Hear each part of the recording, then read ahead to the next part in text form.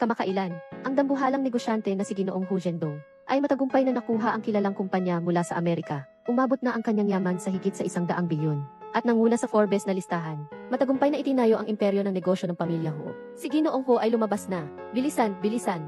Ginoong Hu.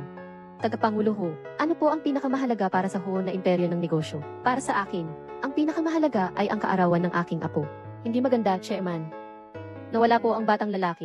Nawala po ang batang mayaman. Ano? Hanapin niyo siya agad. Opo.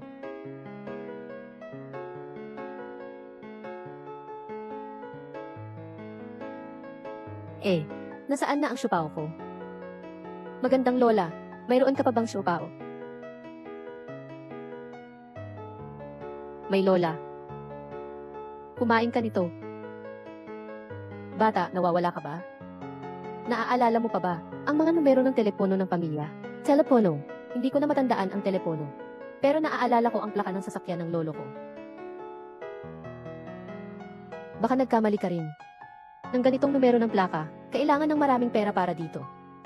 Ganito na lang, dadaling kita sa presinto, okay ba? Pagdating sa presinto, matutulungan ka nilang mahanap ang iyong pamilya.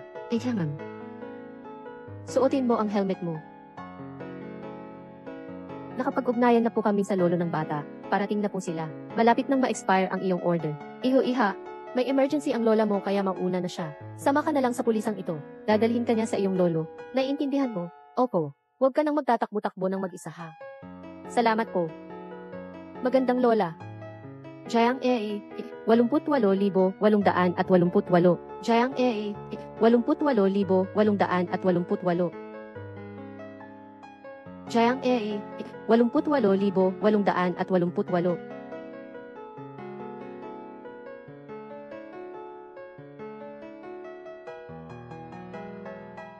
Xiao Bao ah. Lolo. Ay, puntahan mo nga at tingnan kung sino yan. Ay, anong ginagawa ninyo? Yan ang lolo mo, bata. Wala ka bang lola? 68 na ako ngayong taon. Tama lang ang edad ko para maging isang magandang bulaklak. Aba, parang nalanta ka na yata. Pumili na lang kayo ng bata. Bata pa ako. Pumili na kayo, mga bata. Wala na kayong pagkakataon. Nahanap ko na ang lola ko para sa lolo ko. Ting. Nahanap ko na si lola. Mong, pumasok ka. Kumain ka na ba? Ay, may aso pa pala dito. Halika, aso, kumain ka ng baozi. Halika, chop. 0. Anak, wag mo nang kainin yan. Hay, pati ba naman ang anak ko ay hahaplusin mo? Ipakita mo sa akin, anak, kumain ka ba ng maruming pagkain? Kin, paano mo nagawang itulak ang nanay ko dahil lang sa isang aso? Ang kapal ng mukha mo. May gana ka pang magtanong. Ang nanay ko ay nagbibigay sa anak kong si Locke ng mga lumang gamit. Pinakain niya si Locke. Kung hindi ko siya pinigilan, kainin niya iyon, magkakasakit siya. Kaya mo bang bayaran yon? Kanina rin naman si Lucky sa kanya sumisigaw. Bakit hindi mo siya sawayin? Sumisigaw si Lucky sa nanay mo. Ibig sabihin, matalino siya. Alam niya kung sino ang pamilya niya. Ikaw. Sige na. Wala namang problema. Mabait si Kinkin sa aso. Mabuti ang puso. Salana ng mama, dumating ng biglaan. Ngayon, ang mga tuta ay sobrang mahalaga. Ang laking unan na yan. Siguradong comfortable. Anong sinasabi mo?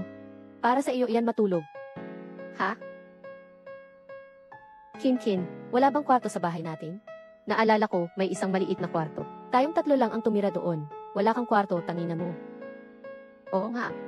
Yung maliit na kwarto nga, nakahanap na ako ng renovation company. Nag-invest ako ng 100,000 pesos para ayusin nila. Puno ng mga gamit na binili ko para kay Lucky, ang aking baby. Kinkin, si Tewa ay isang aso lang. Anong ibig mong sabihin? Gusto mo bang ipagawa sa anak kong si Locke na ibigay ang kwarto para tumira ang nanay mo? HMPH, sabihin ko sa iyo. Si Locke ko ay may lahing pangkompetisyong aso. Naglaan ako ng 20,000 pesos para dito. Tinawag ang tao mula sa France. Ang nanay mo na galing sa probinsya. Ibinenta siya, tinimbang per kilo. Hindi aabot sa ganitong halaga. Pinapagamit ko sa anak ko, ang kwarto para tumira ang nanay mo. Karapat-dapat ba siya? Ting. Hindi mo dapat sabihin ganyan. Ginawa ng nanay ko ang lahat para makalikom ng pera para sa aming bahay pangkasal. Ibinenta pa nga niya ang sarili niyang bahay. At saka, makakatulong siya sa pagpapalaki ng anak namin balang araw. Tungkol yan sa pamilya niyo. At saka, sino ang nagsabi na dapat ang nanay mo ang mag-alaga sa bata? Ang tatay ko. Siya ang isang mataas na opisyal sa hotel ng pamilya Hu. Kumikita siya ng milyon kada taon. Kung gusto niyang kumuha ng isang katulong, wala siyang problema. Pero ikaw, ang nanay mo, galing pa sa probinsya. Hahayaan ko pa bang mag-alaga sa anak namin sila? Ako nga, naaasiwa pa ako sa kanya, ang dumi. Kim. Bakit ang pangit ng tunog ng boses mo? Ngayon, ayaw mong marinig ang pangit kong pagsasalita, ganun ba? CJ, hindi ba't ayaw ng nanay mo matulog sa bani? Ngayon, o si nanay mo ang magpalaya sa akin? Huwag. Hindi ka pipili, ganun ba? Ako na lang ang pipili para sa'yo.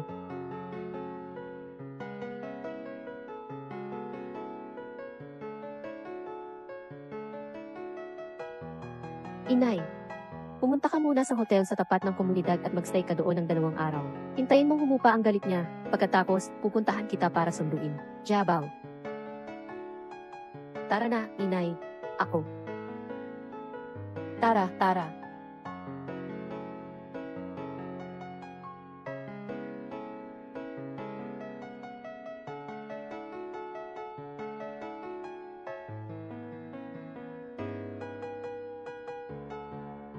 Mula ngayon, magkakaroon ka na ng tahanan. Pero ang aking tahanan, nasan kaya?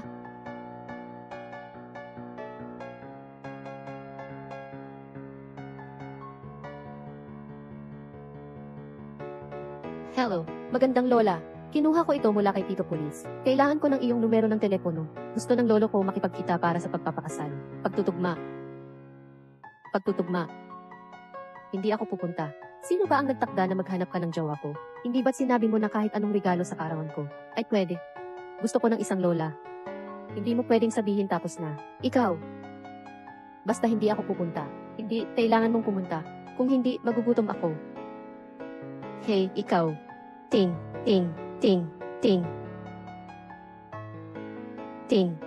Tingnan mo. Dumating na sina mama at papa mo. Kung magpapatuloy ka pa sa pag-aayuno, tingnan mo kung paano kanila parurusahan. Tatay, tingnan ninyo ang inyong anak, pinipilit akong mag-blind date. Kayo na ang bahala kung ano ang gagawin. Akala mo ba dahil sa isang batang nagugutom ay susuko na ako? Susuko na lang ba ako dahil sa'yo, lolo? Ting, totoo nga. Ano na ang gagawin natin?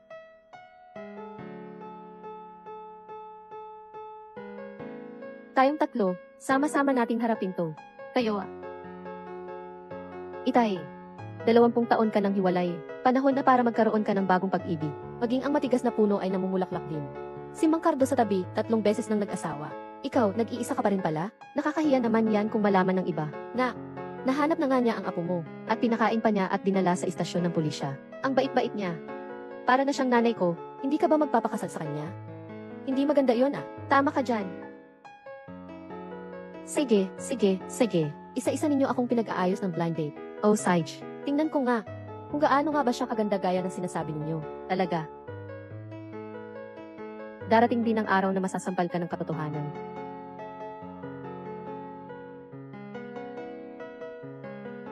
Inihaw na isda, inihaw na karne, inihaw na talong, sandwich na may ham, kamatis, at pipino. Bakit ganito kamahal ang pagkain na ito? Puro mga nag-aasawa ang narito. Sinasabi ko lang ang totoo. Ang pangalan ko ay Jose Chilinchi. Isa akong gwardiya sa isang paradahan. Kadalasan, kumikita lang ako ng 3,000 piso isang buwan. Ang pamilya ko ay mula sa probinsya. Galing ka ba sa probinsya? Ako, hindi ba sinabi sa iyo ng apo ko? Wala ka namang pera, bakit ka pa maghahanap ng mapapangasawa? Ang taong ito ay talaga, ting, bless you, ting.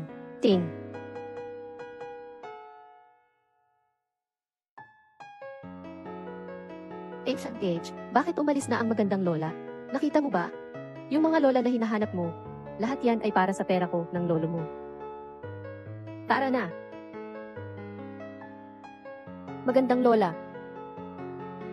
Kamusta? Okay ba yung pagganap ko kanina? Ang pinili ninyong restaurant ay sobrang mahal. Kakatapos ko lang tignan. Isang order ng mushuport ay 180. Hindi naman tayo pinakamayaman. Hindi dapat ginugugol ang pera ng ganun. Tama ba? Tinutokso mo ba ako kanina? Kung hindi, paano tayo nakarating dito? Hindi madali ang magtrabaho at kumita ng pera. Alam ko na may isang lugar. Malinis at masarap pa. At saka, mura pa. Punta tayo doon, okay lang ba? Kailangan. CJ.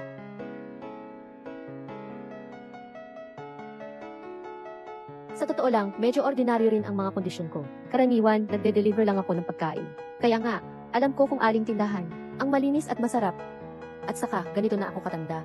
Hindi ko na kailangan ng malaking yaman. Ang gusto ko lang ay makahanap ng tamang tao para mag-asawa. Para magtulungan kami. Ano kaya ang kakainin natin ngayon? Ano ang dadalhin mo sa atin? Ang sarap doon. Tara na. Ngayon naman, kakain tayo ng malatang ito. May karne at gulay. Masarap at malusog. Magandang lola. Ano ang malaang mahutang? Ha? Hindi pa nakatikim ang bata ng malaang mahutang.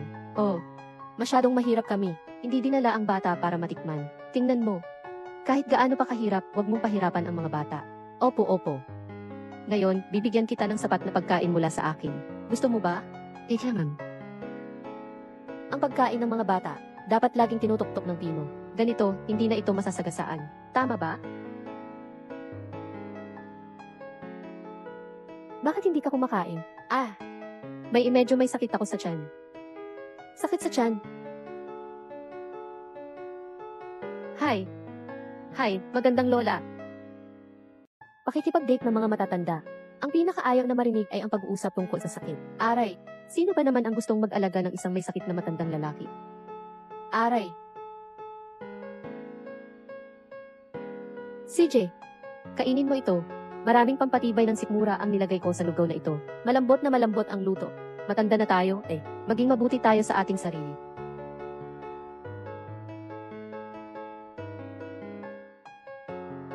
Ano ang iniisip mo? Uminom ka na.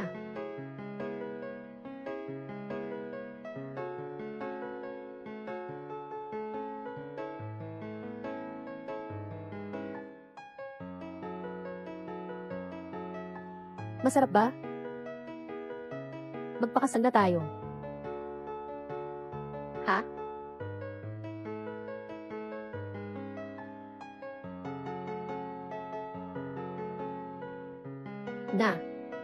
Kayo'y kasal na. Pagkatapos, tandaan ninyo na mabuti ang pamumuhay, ha? Pakinggan. Ito. Tingnan mo, nakuha na rin ang sertipiko. Hindi ko pa natanong kung ilang tao ang nasa bahay ninyo. 5 tao sa bahay namin. Pumanaw na ang ex-husband ko. Ngayon kami na lang ng anak ko. At ang asawa ng anak ko. 5 tao. Bakit kulang ng isa? May isa pa silang panganay na anak. Nung bata pa siya. Nawala siya. Tita Chen. Jaya Rui, ang aga-aga, saan ka pupunta? Nagkasakit ang nakababata kong kapatid. Inaalagaan siya ni mama buong gabi. Gusto kong makapagpahinga si mama ngayon. Maglalaba na ako sa ilog. Aling Chen, mauna na ako.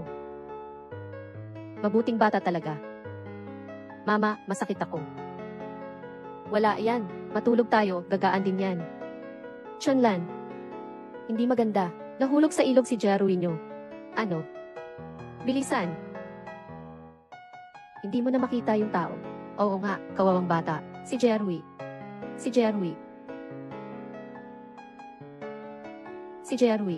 Tangi. Chunlan, hindi ka pwedeng bumaba. Masyado kasing malakas yung agos ng tubig. Iyon ang anak ko. Paano ko siya hindi ililigtas? Chunlan, bitawan mo ako. Si Jeremy ay nawasak na ng tubig. Kung tatalon ka pa, mawawala na lang din ang buhay mo. Hindi, hinihintay ako ni Jeremy. Narinig ko siyang nagsabi. Sabi niya, Mama, ang lamig-lamig ko. Bababa ako para iligtas siya. Chunlan. Chunlan, mag-isip ka ng maayos. Patay na si Jeremy. May isa ka pang anak. Si Jebao, napakabata pa niya. Gusto mo bang mawalan siya ng ina? Paano na siya sa hinaharap? Si Jeremy. Napakabait na bata. Hindi kayang kunin siya ng Diyos. Siguradong hindi niya kayang iwan siya. Baka may mabait na tao na nag-ampon sa kanya. Huwag kang mag-alala. Tutulungan kita hanapin siya. Sige, huwag ka nang malungkot, Lola. Ang lolo ko, kasal na siya sa'yo. Magiging anak ko na ang tatay mo. Isa ka pang anak ko. Isa pa akong apo. Mapalad talaga ako. Oo nga pala. Hindi mo pa pala na ikukwento ang sitwasyon ninyo sa bahay. Oo nga pala. Tingnan mo. Ito naman, ang suway kong apo. Ito ang manugang ko. Ito ang anak ko.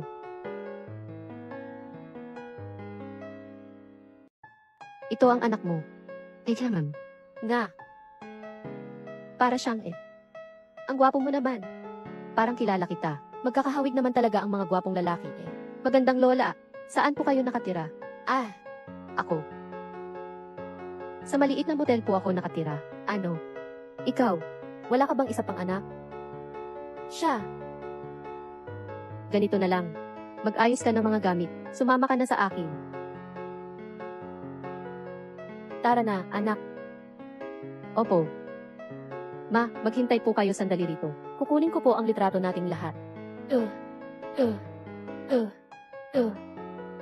Ay naku, ang bait. Halika, Luck. Nandyan din pala si inaanak. Halika. Hindi ba taalis ka na? Bakit ka bumalik? Oh, ako pumunta lang ako para kumuha ng ilang bagay. Kumuha ng bagay? Anong bagay ang meron ka sa bahay ko na makukuha mo? Oh, hindi mo naman siguro balakunin lang ang bagay. At itago at ibenta, di ba? Hindi. Hindi ganun. Ako, ikinasal na ako. Ako po ay nandito para kunin ang family picture. Hindi ko po talaga kinuha. Hindi ako maniniwala. Kishu, Kin. Ang nanay ko nga pala ay para kunin ang family picture. Ting, ikakasal ka na pala.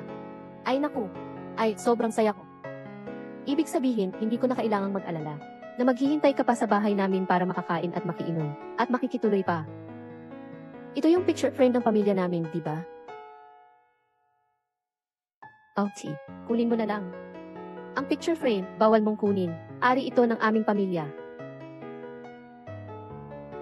Kin, bakit ka nagsasalita ng ganyan? Good luck. Nanay, bakit ka biglang nagpakasal? Sino ba ang pinakasalan niya? Makinig ka sa akin. Ang nanay mo, isang naghahatid lang ng pagkain araw-araw. Sino kaya ang magkakagusto sa kanya? Kahit isipin mo pa, alam mo na, mga nasa laylayan lang din ng lipunan. Pinagmamalaki mo pa talaga ang nanay mo, ha? Ngayon, lalo ka pang umaabot sa amin. Hongwan na tindahan. Zhao Kin, pwede ba, huwag ka nang magsalita ng sobra? Wang Jiabao, paano mo nagawang magsalita ng ganun kay Kin? Kung hindi dahil sa akala ko'y tapat ka, papaasawahin ko pa ba sa'yo ang anak kong babae? Nagtatrabaho ka pa rin naman sa kumpanya ng asawa ko ah. Isang tawag lang ni Kin, mawawalan ka na agad ng trabaho. Hayop ka. Sige na, Jiabao. Mag-ingat ka sa buhay mo. Umalis na ako ngayon, ma. Nanay, alam mo ba kung sino talaga siya? Huwag kang mapapaniwala. Naniniwala ako sa kanya. Mabuting tao siya. Nanay. Pero,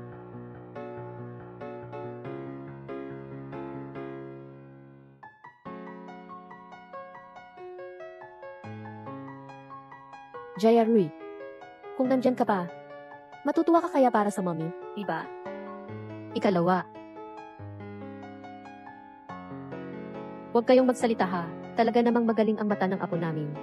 Siyempre, anong ginagawa ninyo? Tatay, ito ang handog ko para sa bagong tiyahin ko. Isang gintong piksyu at gintong kalabasa na nagkakahalaga ng milyon. Walang silbi ang mga lalaki, pati pagbibigay ng regalo, hindi marunong.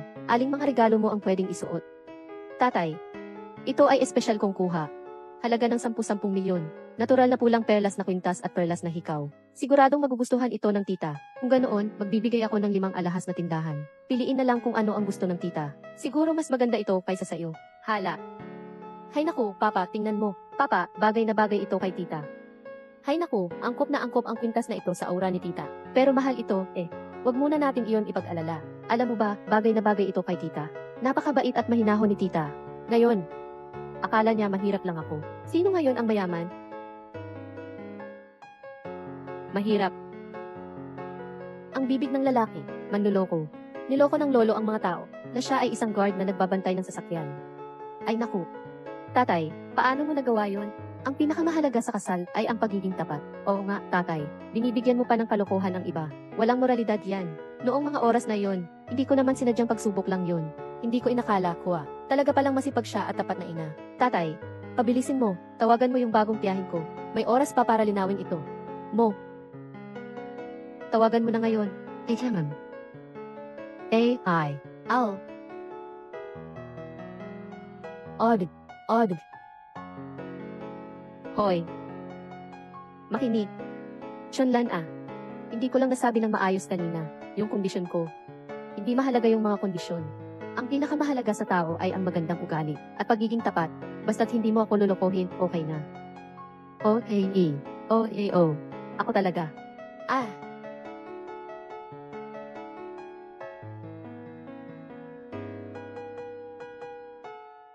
Odd. May nangyari ba? Odd. Pakinggan mo. Gusto ko lang sanang sabihin na tungkol sa address ng bahay ko, hindi ganoon kalaki yung bahay. Huwag mong kalimutang magustuhan, ha? Wala nang ibang bagay, maghihiwalay na ako. Kayo ang nagpasimula ng tawag. Anong gusto niya talagang mangyari? Hindi mo ba narinig? Hindi siya mahilig magsinungaling. Mag-ingat ka. Ang kasal na sertipiko ay maaaring maging sertipiko ng diborsyo. Hindi naman niya sinabi na ganun kagrabe. Tatay, hindi mo naiintindihan ang mga babae. Sinasabi ng mga babae na basta huwag mo lang akong lokohin. Pero ang ibig nilang sabihin ay Hugh, ay maglakas loob kang lokohin ako. Huwag kang ang magtangka. Walang awat na pagkamatay. Uy, sige na, hindi na lang. Ang mga regalong ito, maghihintay na lang para sa pagkakataon na maibigay ko sa aking magandang lola. Hugh. Pero kailangan itong itago ng maayos, kung matutuklasan. Sigurado ako na ang bagong tita. Mali, hindi mangyayari yun. Huwag mag-alala, hindi kailanman matutuklasan.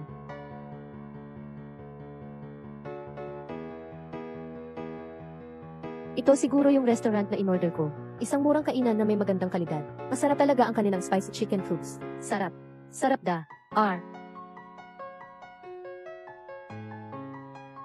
Magandang araw, narito na po ang inyong order.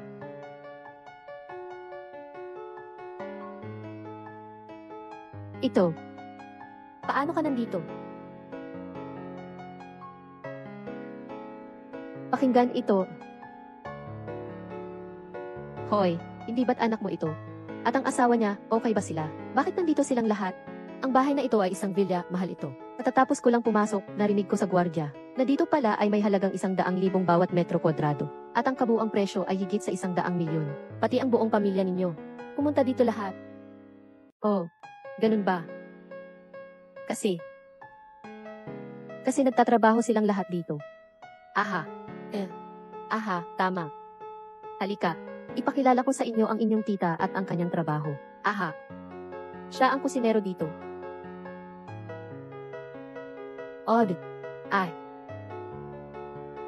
Siya ang kasambahay dito. Odd. Sino ba talaga ang kasambahay? Sino ang kusinero? Sa totoo lang, ako. Ako ang totoong yaya, pero mas mahusay akong magluto kaysa sa kanya. Ang asawa ko ang tunay na chef. Oo nga. Nagluluto ako ng mga espesyal na putahe. Formal kitang ipapakilala. Siya ang anak ko. Siya ang chef dito. Biyan ng babae. Siya ang katulong dito. Ako ay isang gwardiya dito. Dumaan lang ako para maglaro. Hindi ko inasahan na makikita ko kayo dito. At wala akong dinalang regalo. Anong regalo? Makikita mo kami ay mga manggagawa lang. Hindi mo ba kami inggitan? Siyempre hindi. Hindi ba't maganda ito? Basta't magkaisa at masipag ang pamilya. Pagtuunan ng lakas, lalago at magiging magaan ang buhay. Balang araw ang mga apo natin. Bumili ka ng gusto mo. Maganda ang sinabi ng tita. Wang mama, maghain ka ng saa. Ay, darating na. Ngayon ikaw na ang wang mama.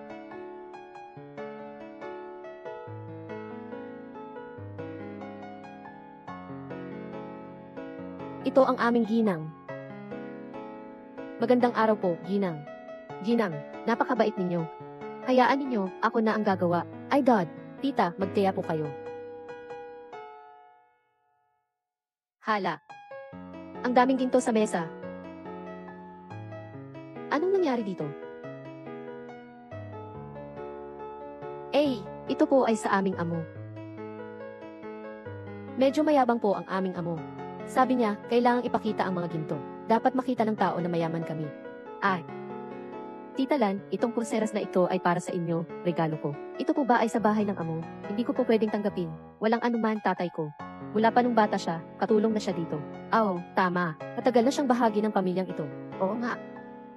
Ibinigay ito ng asawa namin. Tama ba, Mrs.? Walang anuman. Tita Lan, dahil ikaw ay naging asawa ng tatay ko, isa na tayong pamilya. Tita Lan, tanggapin mo na ito.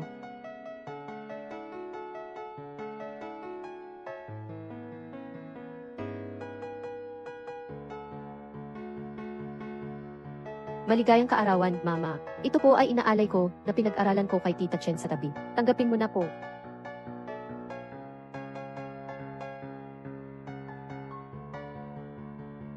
Jaya Rui. Ay, nasaktan ka ba? Mabilis, punasan mo.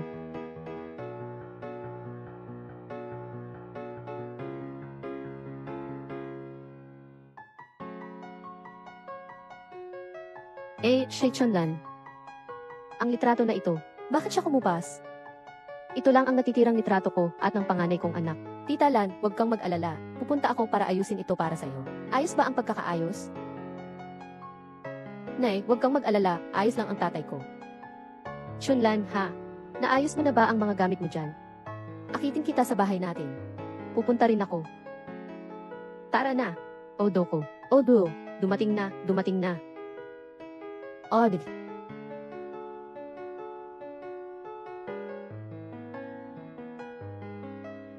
Od. Odomil. Od. Ang laki pala ng bahay ni Lauhu. Ang mahal naman ito, di ba? Hindi ka ba gwardiya? Paano mo kaya nabili ang ganito kamahal na bahay? Bahay ito ng dating amo ko. Walang nakatira. Kailangan ng magbabantay. Binibigyan pa nga kami ng 300 yuan kada buwan. Talaga? Kung ganoon, talagang pinagkakatiwalaan ka ng boss. Sigurado akong mabait ka at tapat na tao. Ilay, mukhang gutom na si baby. Pupunta si Lola para magluto ng masarap na pagkain. Tingnan natin kung magugustuhan mo ang luto ni Lola. Kaya ma'am, pupunta na ako sa kusina. CJ! Wow! Ilagay mo muna sa mangkok ng aming maliit na anak. Ingat, mainit.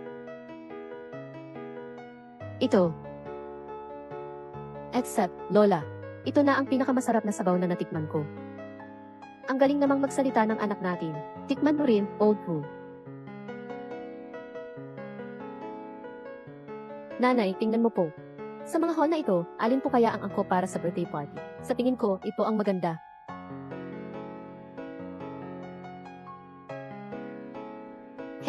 Hello, Nanay. Nalaman ko na may nararamdaman pa si Kim Kim para sa'yo. Kasama niya ang biyenan niya, at pinag-uusapan nila kung saan gagawin ang handaan para sa iyong kaarawan bukas. Mag-aasawa ko ng handaan para sa Kim, kaya kailangan mong dumaan bukas. Siguro gusto niyang samantalahin ang pagkakataong ito para humingi ng tawad sa'yo. Charan, pupunta ako, tiyak na pupunta. Pupunta. Kumain na tayo.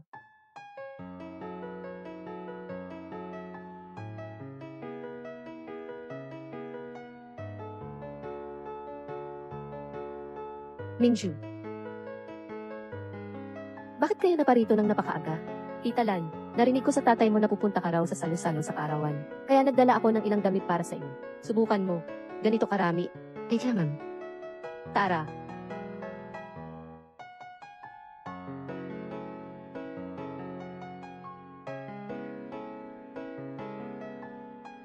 Ilang minuto na bang lumipas? Bakit hindi pa lumalabas? Maayos ba ang paningin niya? Pabrika. Review.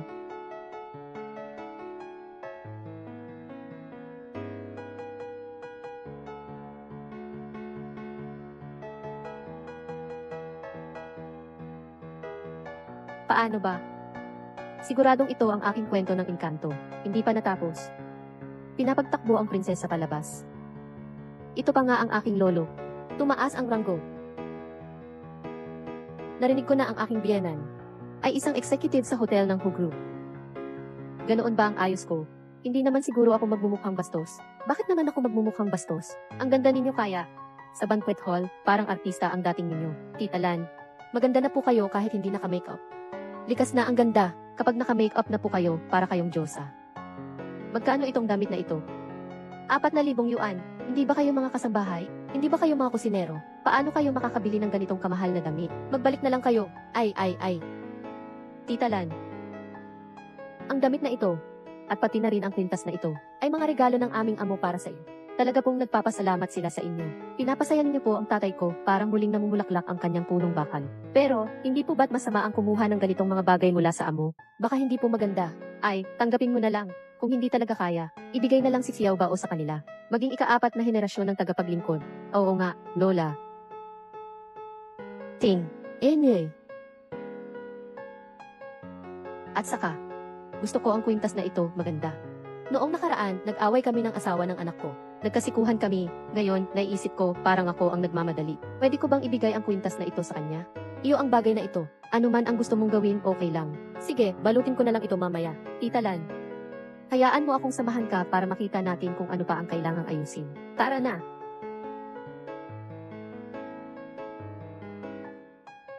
Hi.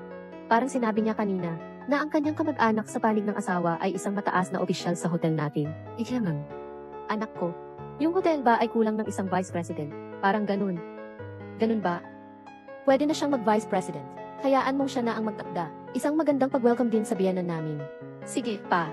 Sige pa.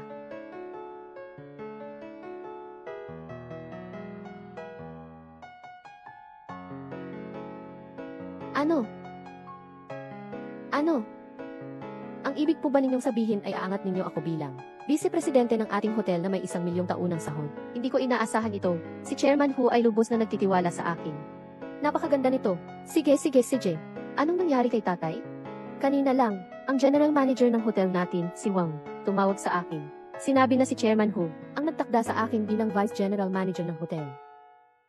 Simula ngayon, ako si Zhao Fuhai. Ako ang vice president ng hotel. Nasa ilalim lang ako ng may-ari at nakatataas sa lahat ng iba. Congratulations, Zhao Zong. Lahat ng ito dahil sa aking anak na si Lucky. Napakaswerte niya. Sa kaarawan niya, nagbigay pa siya sa amin ng ganitong malaking regalo. Nung una ko siyang alagaan, naramdaman kong pinapalakas niya ako. Talaga namang napakagandang balita ito. Bakit kaya biglang pinataas ng ranggo ni Chairman Hu ang tatay? Siyempre dahil sa husay ng tatay ko sa trabaho. Napansin na siya ni Chairman Hu, Wang Jiabao. Pinagdududahan mo ba ang kakayahan ng tatay ko sa trabaho? Hindi ko naman yon ibig sabihin. Susunduin ko na si Mama pag nalaman niyang na-promote ang tatay. Sigurado akong masaya siya. Sa ganitong kagandang araw, bakit siya pupunta? Sa ganitong kahalagang araw, paano pwedeng walang nanay ko? Ano ang kinalaman niya? Baka may in-order kang pagkain at pinapadala niya. Nasa 5-star hotel tayo. Ang nanay mo ay araw-araw nagsusuot ng kanyang marumi at mabahong uniform ng food delivery. Sa tingin ko, hindi siya makakapasok. Pasensya na, nahuli ako.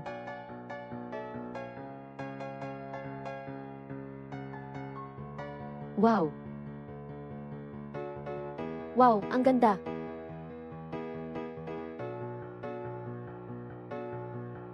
Tingnan mo. Sino siya?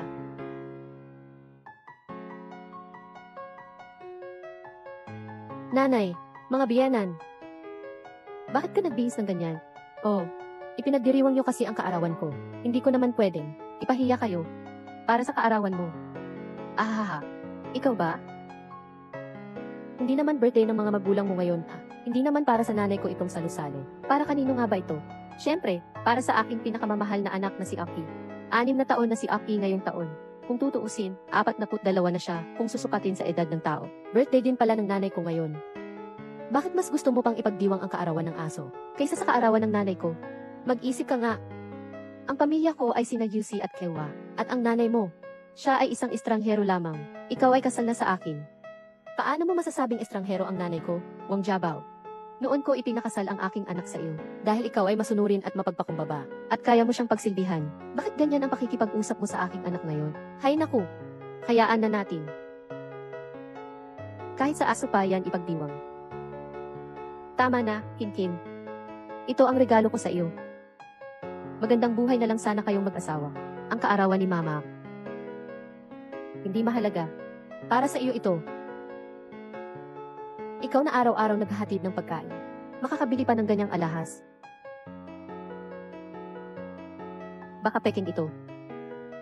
Hindi ito pwedeng pek. Regalo ito sa akin ng amo ng asawa ko. Ang mga amo nila ay hindi kailanman gumagamit ng mga peking gamit. Ang asawa mo. Yung asawa mong gwardiya sa isang bahay.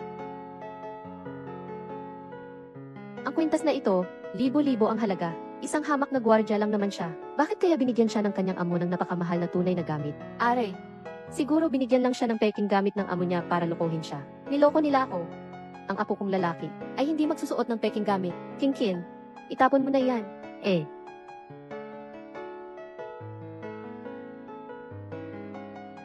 Tagapangulo, ma'am. Kakapanood ko lang. Hindi maganda ang trato ng manugang at biyanan kay Ginang. Tinulak pa nga siya palabas ng bahay dati. Ano? Kaya pala sinabi niya sa akin dati na tumutuloy siya sa isang maliit na hotel. Pero hindi siya mabait sa kanya. Paano siya magdaraos ng salo-salo para sa kanyang kaarawan? Ay, Lolo.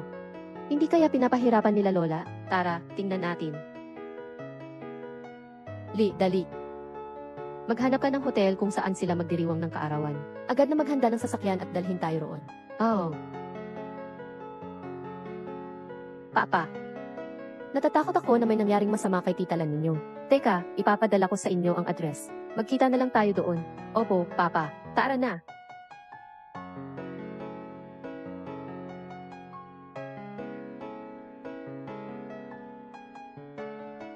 Hay, ang mahal nun. Huwag mong kagatin. Huwag mong kagatin. Are. Bakit mo tinutulak si Lucky ko? Mama. Kinkin, bakit mo tinulak ang mama ko? Ikaw rin, sinanay mo ang unang humipo sa lock ko. Kung hindi, akala mo gusto ko bang hipuin sinanay mo? Mas takot pa nga akong madumihan si Lock ng mga bakterya galing sa kanya. Si Lucky nga ang unang kumagat kay nanay ko. Tingnan mo, may dugo na. May nakakita bang si Lucky ang kumagat? May ebidensya ka ba? May nakakita ba sa inyo kay Lucky ko na kumagat? Wala.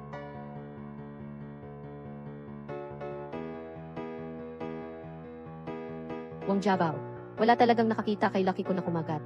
Pero lahat naman nakakita kung paano binuli ng nanay mo si Lucky ko kanina. Kung hindi pa magsusori ang nanay mo sa anak kong si Lucky, walang makakalabas dito. Tawagin niyo.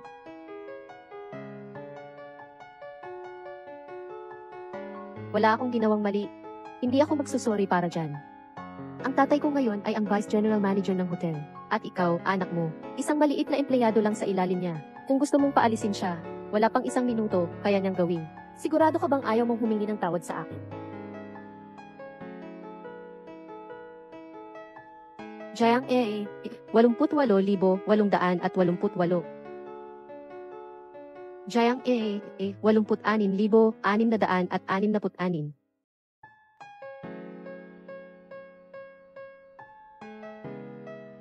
Tagapangulo, pangkalahatang manager, ginang pangkalahatang manager. Bakit kayong lahat narito? Nasaan ang pamilya ni Zhao Fuhai? Nasa labas siya. Nagkakaroon ng birthday party para sa aso. Ano? Sigurado ka bang ayaw mong humingi ng tawad sa akin? Nanay. O kung hindi, Jiabao. Gusto mo bang ang nanay mo ang humingi ng tawad sa aso? Hindi dapat makipag-away ang tao sa aso. Talaga bang gusto mong mawalan ako ng trabaho?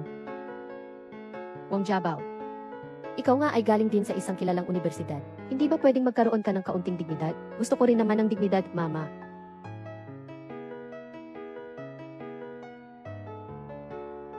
Pero hindi mo ako binigyan ng lakas loob. Ngayon, pinapalabas mo na ako pa ang may kasalanan. Ganun ba? Nanay, pasensya na po. Pero huwag niyo naman po akong pahirapan. Sige po. Nagpaumanhin na po ako.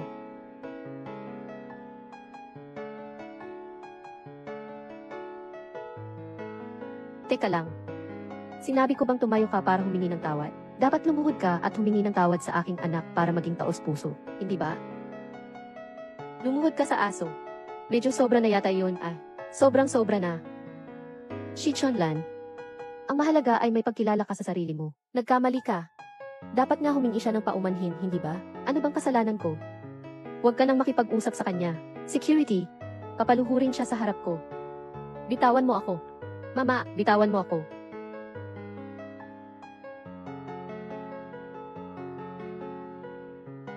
Para lang sa isang aso, hindi kailangan ipaluhod mo ang nanay ko para humingi ng tawad. Jiabao, wala kang karapatang magsalita habang ako ang nagsasalita.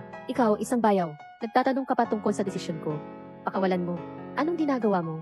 Nanay, anong karapatan mong sapakin ang anak ko? Sino ka para gawain yan sa nanay ko? Nanay, bakit kayo nakatayo lang dyan?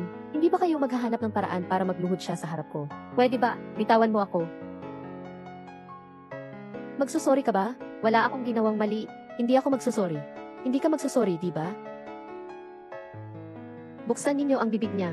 Anong gagawin mo? Bitawan mo ang nanay ko. Nanay!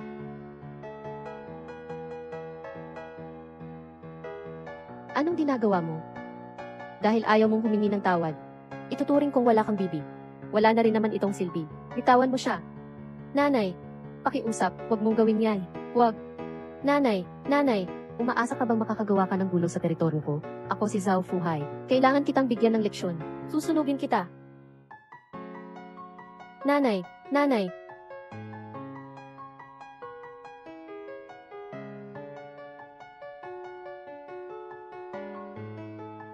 Tingnan natin kung sino sa inyo ang mga ngahas na saktan siya.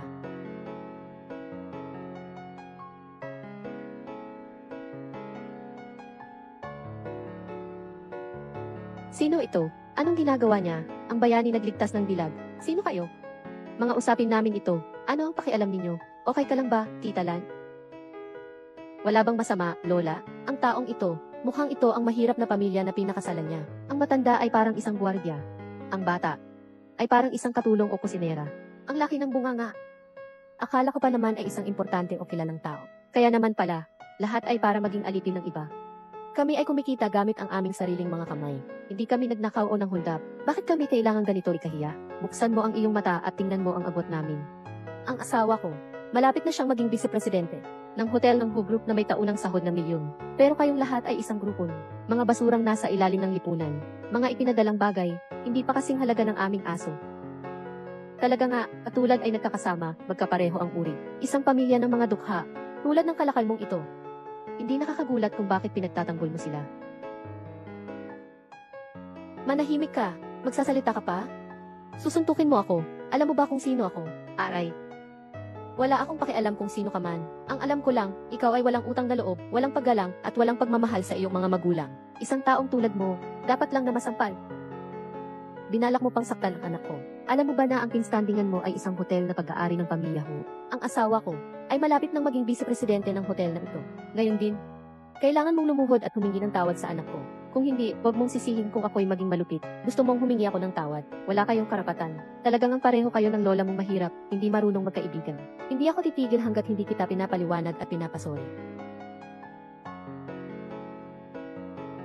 Gamitin mo lang ito, tapos may lakas ka pang galawin ang asawa ko. Lumayas ka, ina. Wala kang masamang nangyari, di ba? Bata, linawin mo ito. Nasa lugar ka ngayon. Ito ay hotel na pag-aari ng pamilya Hu. Ito ay teritoryo ko. Madali lang kitang palabasin sa Haichen. Isang iglap lang. Isa ka lang namang Vice General Manager ng hotel. Sigurado kang papatalsikin kami mula sa Haichen. Hahaha. Masyado mo namang minamaliit. Ang posisyon ko bilang Vice President. Ako, bilang Vice President, ay itinalaga ni Chairman Hu. Dapat ay narinig mo na ang Hu Group, hindi ba? Ito ay ang buong Haicheng, ang pinakamakapangyarihang grupo. Ang mga ari-arian ay umabot sa bilyon-bilyong yuan. Ang galing ng isang vice-presidente. Bakit hindi mo isipin?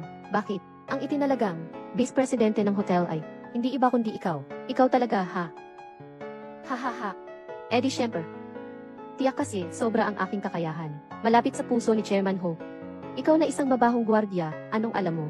Ang Vice President ng Host Hotel Group. At isa lang naman ako sa mga anak ni Chairman Ho. Para sa aking asawa, para sa pagsasanay. Isang maliit na posisyon lamang ito. Di magtatagal, makaupo na siya sa lupo ng mga direktor ng Ho. At harap-harapan na siyang magpaplano ng kinabukasan ng Ho Group at magiging isang makapangyarihan at kilalang tao sa Haichen. Isang taong may malawak na kapangyarihan. Oh, baka ikaw ay may pambihirang kakayahan. Hindi ko alam. Pero alam ko, wala kayong ganitong hinaharap. Ikaw, amoy parking lot na gwardiya. Ano ka ba? Mag-ingat ka, baka ako'y mag-utos. Hayaan ko kayong ilang mapahiga sa paglabas. Gusto niyo bang mapahiga ako sa paglabas? Sa tingin ko naman, wala pa kayong karapatan para gawin yon. Wala pa akong karapatang gawin yon. Alam mo ba kung sino ang amo ko? Iyon ay ang Hushai Hotel. Kasalukuyang leader. Nasa hotel siya ngayon. Tatawagan ko siya ngayon. Naistorbo niyo siya. Maghintay na lang kayong paalisin sa Haichen. Lolo Ho, huwag mong gawing dahilan ako na maapektuhan kayo. Chunlan, ayos lang. Hayaan niyo silang makipag-away. Manager Wang, may ilang, walang galang na tao na nagsasabi ng kung ano-ano rito at hinahamon ang inyong otoridad. Sige. Ginoo Wang, darating na siya. Bago dumating si Ginoo Wang, kayo, niiling at humingi ng tawad. Maaari ko pa kayong bigyan ng dignidad. Kung hindi, maghihintay na lang kayong lahat ng pagkawala ng trabaho at pagkaladkad sa lansangan ng inyong buong pamilya. Old Hu, paumanhin na lang kaya tayo. Mag-sorry, hindi naman pwedeng dahil sa akin. Mawawala ng trabaho ang buong pamilya ninyo. Naubos na lahat. Huwag kang matakot, Chunlan. Hindi ba ako maaaring mawala ng trabaho? Wala pa siyang kakayahang gawin iyon. Ngayon, tignan ko nga. Kung sino ang mawalan ng trabaho. Heyo, hanggang ngayon, ikaw pa rin. Ganyan kalaki ang iyong bibig. Hindi ko alam. Akala ko ikaw na ang chairman ng Who Group. Si Chairman Who pa. Sige lang. Kung ang President Wang ngayon ay magdudulot sa'yo, na mawalan ako ng trabaho, ako si Zhao Fuhai. Simula ngayon, gagamitin ko ang iyong apelyido. Pumunta si Ginoong Wang. Si Ginoong Wang ay dumating, mabilis, tingnan mo. Isa, tapos na ang pamilyang ito. Ginoong Wang. Sila lang na mga mahihirap na tao, ang gumugulo dito. Maglalakas loob ka pang magduda. Sa desisyon ni Chairman Hu, handa na nga akong paalisin sila. Dayan, Yao. Tingnan ko nga kung sino ang maglalakas loob sa teritoryo ko, hindi paggalang sa chairman. Ginoong Hu. Nakita mo ba? Dahil sa aking reputasyon, ang mahusay na tauhan ng chairman, pumunta rin upang sumuporta sa akin. Ngayon, alam nyo na. Ako na ang hindi nyo kayang galitin, di ba? Paano mo nalaman na hindi ako ang tumulong? Ha. Ikaw, walang kwentang gwardiya. Baka nabulag ka na sa kakabaliw. Saan ka pa? Masyado kang tanga para makasama si Boss Wang. Bobo. Ay. Sabi mong inutil siya. Ano ako? Boss Wang, huwag po kayong mag-alala. Tutulungan ko po kayong palayasin siya. Anong tutulungan mo? Ay naku, tatay. Tutulungan mo ba akong mamatay? Alam mo ba na ito ay si Ji Wang?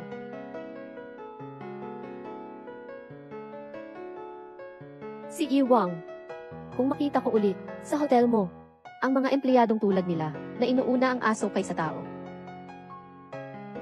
Iisipin ko ulit ang kakayahan mong mga siwa kung karapat-dapat ka pa sa iyong posisyon. Tara na. Teka. Anong ginagawa mo? Ikaw na bastos na gwardiya. Sino ka ba? Umaangkin na makialam kay Boss Wang. Tawagin ninyo. Lapin ninyo ang asong ito at lagyan ng busay. Sa pampublikong lugar, hindi ko nahahayaang tumahol pa ito. Zhao Fuhai. Formal kitang pinapaalalahanan ngayon. Tinanggal ka sa trabaho. At lahat ng mga negosyo sa high chain ay permanente nang ipinagbabawal. Natanggapin ang iyong pamilya. Bakit po, Ji Wang? Anong mali po ang nagawa ko? Kailangan ko pa bang sabihin sa iyo? Nakaaway ka ng isang tao. Hindi mo ba alam? Ibig mong sabihin yung mabaho na gwardiya kanina. Anong klase siyang tao? Magtanggal ka na. Huwag, Wang Zong. Magtanggal. Wang Zong. Halika. Ngayon, si Wang Zong. Bakit ang takot na takot sa'yo? Ha? Ay, si Wang Zong ay kaklase ko. Naglalaro lang kami sa eksena. Tungkol sa nangyari ngayon, kasalanan ko. Akala ko pa naman, totoong ipinagdiwang nila ang aking kaarawan. Sayang naman, ang pagsisikap ni Ming Chu. Ayos lang.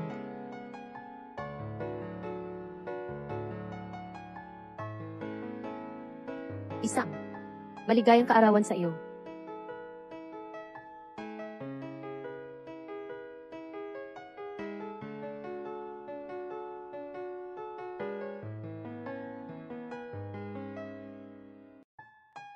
Lola, maghiling ka ng isang wish. Wala pang nakakapagbigay ng birthday sa akin. Kung ganon, maghihiling ako. Sana sa pamilya namin, magkaroon pa ng bagong baby, at maging malusog. Sana si Mingsu at Kirui ay magkasama sa buong buhay. Tita Lan, ito nga po ang inyong kaarawan. Bakit ang hiling ninyo? Lahat ay tungkol sa amin. Dapat din po kayong humiling ng isang bagay para sa inyo. Hayaan mong ako na lang ang magdasal para kay Lola. Sana maging kagaya siya ng isang maliit na diwata. Laging maganda. Hahaha. Ang aking munting prinsesa, ang pinakamagaling magsalita. Ngayon, magdadasal ako. Para sa aking sarili. Oh.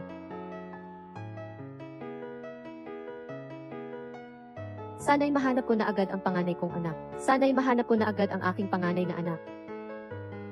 Simulan na nating hipan ang kandila. Sight po. Maligayang kaarawan. Kumain na po tayo. Kumain pa kayo ng marami. Ang sarap ng luto ni Lola.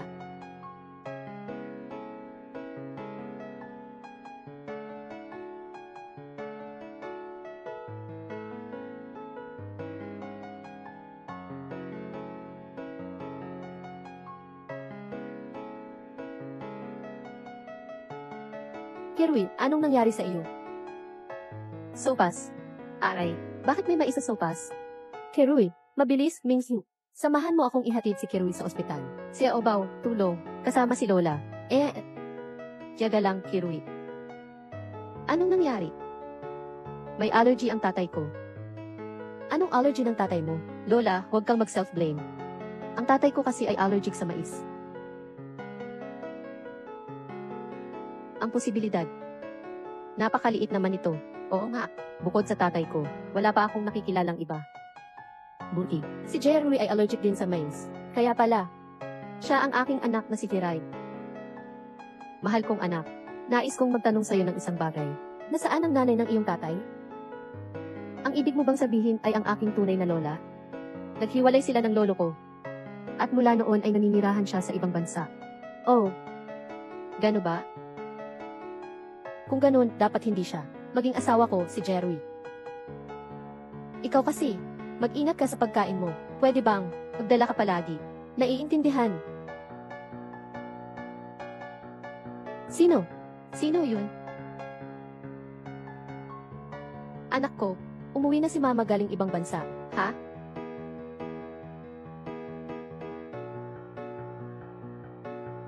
Mangho, pasensya na, kasalanan ko to. Nagpaatake ng hika si Kirui. Ayos lang. Kasalanan ko rin dahil hindi ko nasabi sa iyo ng maayos. Antayin mo ako. Bubukasan ko lang ang pinto. Alaynan.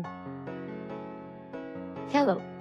Chairman, ikaw at ang iyong asawa ay nakunan ng mga paparazzi kung sakaling maipalabas ito sa balita sa pananalapi. Magkakaroon ng malaking pagyanig sa stock market. Ganyan ka. Gumasta muna ng pera. Bilhin muna natin ang mga litrato. Hintayin mo na lang ako, hahanap ako ng tempo. Maging tapat kay Chunlan. Ganito kasi, ang relasyon ko kay Chunlan ay magiging bukas na. Be the way, Amhu. May isa pang bagay. Ikakasal na ba kayo? Kailangan bang maging mas maingat? Magkaroon tayo ng prenuptial agreement, Maam. Ano bang prenuptial agreement? Wala nang kailangan. Ang pamilya, ako ang pumili. Ganun ba? Hindi pa ba alam ng general manager? Inampon siya. Gusto mo bang sabihin sa kanya? Ang bagay na ito. Iniisip ko pa. Sige, ganito muna.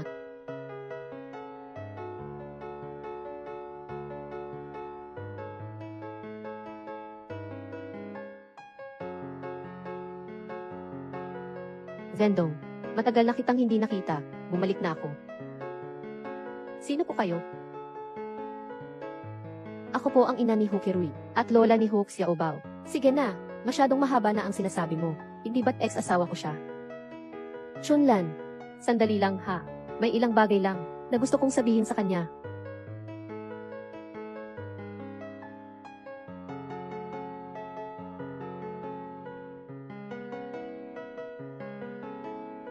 Bakit ka biglang bumalik sa bansa? Hindi ko naman inaasahan. Nababalik ako para makita ka at ang anak natin. Mayroon ka pa namang apo. Hindi ko akalain na iiwan mo ang malaking bahay. At ang babaeng ito, lumipat sa isang maliit na bahay. Zendong, talaga naman, parang pabalik ka na sa dati. Huwag mo akong hawakan, at huwag mo rin akong tawaging ganyan. Matagal na tayong hiwalay. Ikaw ay isa lamang, aking kasosyo sa negosyo, ate. Hindi alam ng asawa ko ang tunay kong pagkatao. Huwag mong sabihin sa kanya, asawa. Ikaw, pwede ba nag-asawa ka? Ako. Akala ko mag-aalala ka. Sa iniisip ng anak natin, hindi mo ba siya bibigyan ng ibang ina? Huwag mong isama ang anak natin.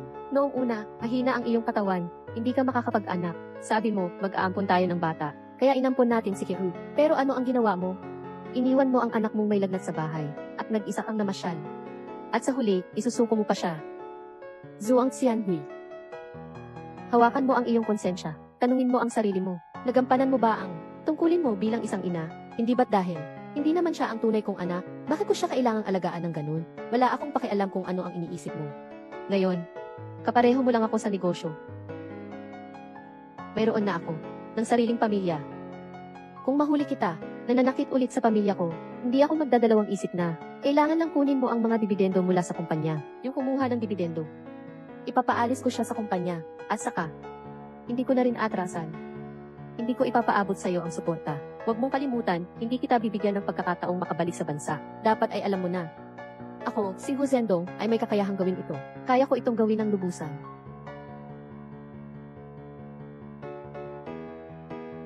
Ganyan mo na lang kamahal ang babaeng iyon? Tingnan natin. Saan siya mapapantayan sa akin?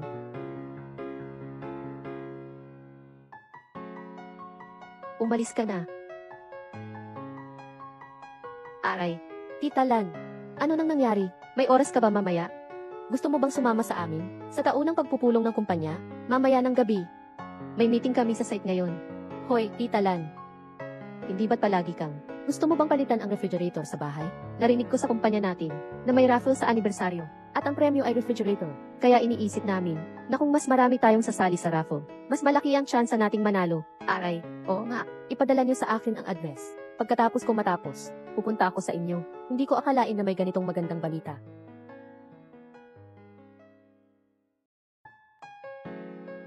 Kamusta? Pumayag ba siya? Pero, Papa, hindi naman pwede palagi. Maghanap tayo ng ganitong dahilan para makasama si Jalan sa ating mga aktibidad. Oo nga.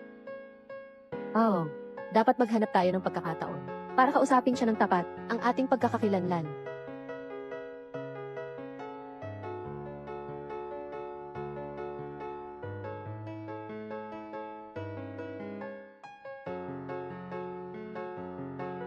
Narinig ko na ang chairman ay dadalhin yung babae para sumama sa taunang pulong. Kailangan ba natin guluhin ang taunang pulong na ito para hindi siya makasama? Wala nang kailangan gawin. Gagawin nating malaki ang isyu ngayon para malaman ng lahat kung anong klaseng babae ang pinakasala ni Hu Zhendong.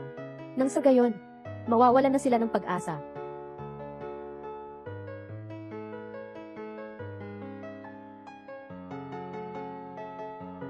Pasensya na. Nahuli yata ako. Tita Lan, tara, pasok na tayo. Sige, tara na. Tara.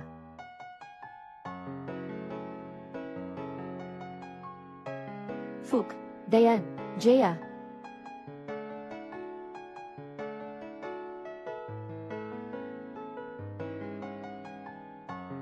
Ang inyong amo ay talagang may kakayahan. Ang anibersaryo ng kumpanya ay napakaganda at bongga. Oo nga, ang amo natin ay nagsimula mula sa wala at napakabuti ng kanyang asal. Talaga? Lagi na lang nagmamagaling si Lolo.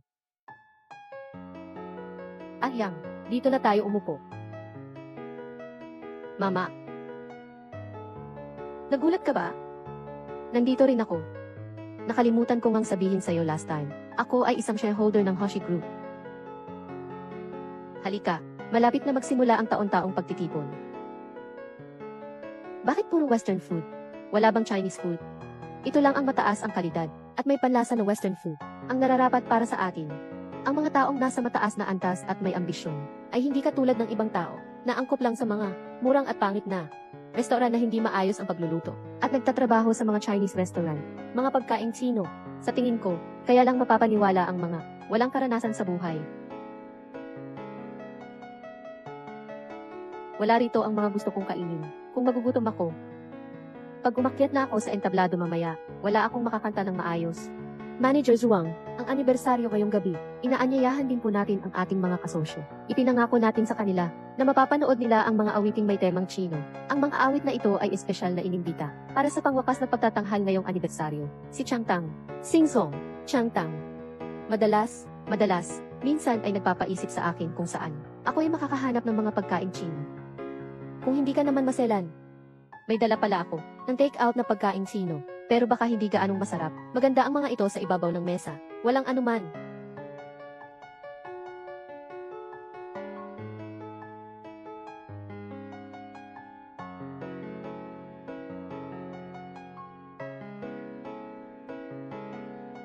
Amoy masarap ito.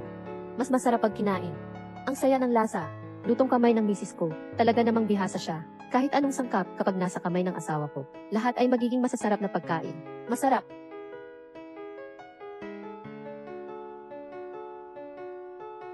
Tara. Sige. May mga tao na hindi marunong umasal ng maayos. Hindi nga marunong gumamit ng kutsilyo at tinidor. Waiter. Magandang araw po, sir. Hindi po kami sanay sa mga ito. Sa mga kutsilyo at tinidor, pakipalit na lang po kami ng 2 peres ng chopstick. Side po. Pag-ibig. Manager Ju, may problema po. Yung mga awit kanina ay dahil sa baon ng babaeng iyon. Ngayon ay nagtatay ako sa banyo. Mukhang hindi na ako makakapag-perform. Paano nangyari iyon? Waiter, magandang araw po. Pakikuha nga po ng isang baso ng pure juice para mapagaan ang lalamunan ko. Sige po, sandali lang po.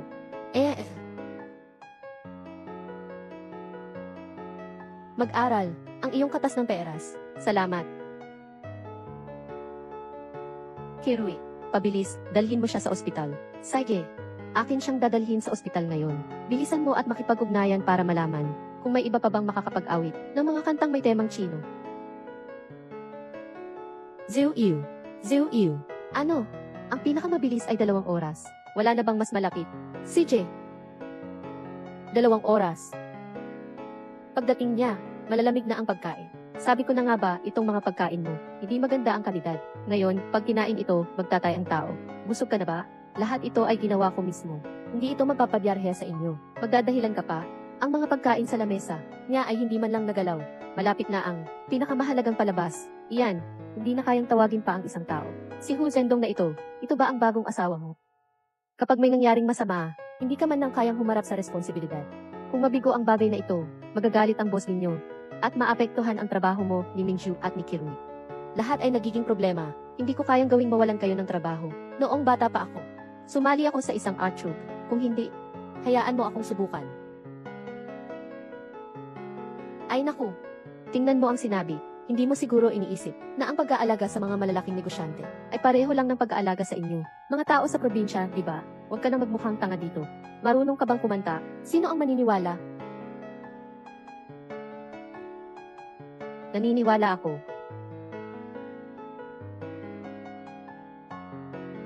Ayusin ninyo.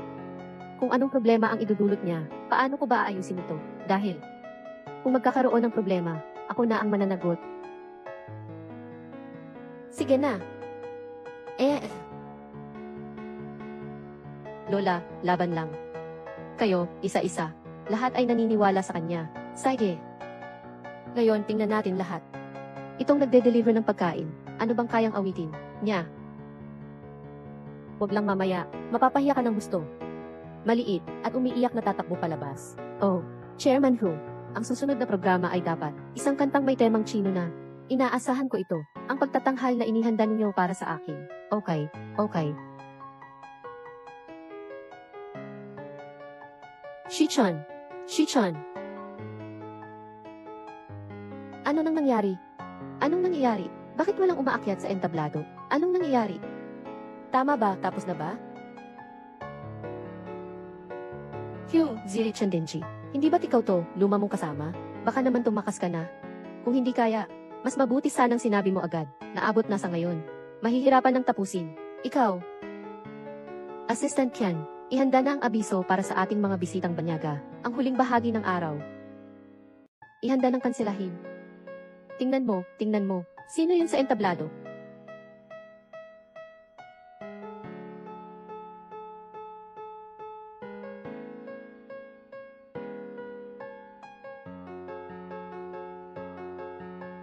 Wow!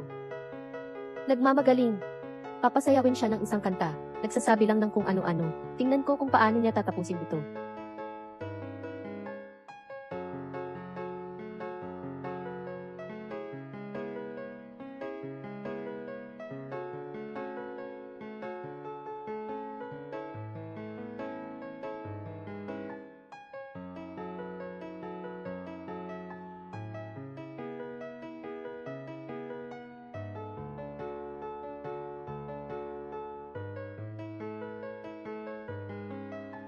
Paano ito mangyayari?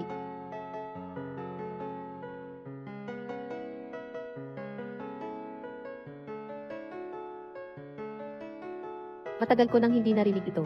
Ang ganda ng tunog ng opera. Kaya pala ito ang pakiramdam ng kapayapaan at kasaganaan. Tama! Ngayon ko lang nalaman kung bakit gusto ng mga ninuno natin makinig ng musika. Tama! Sa wakas, alam ko na kung bakit ang ating mga ninuno ay mahilig makinig ng musika. Oo nga. Lolo, si Lola ba ang pinakamaganda sa buong mundo?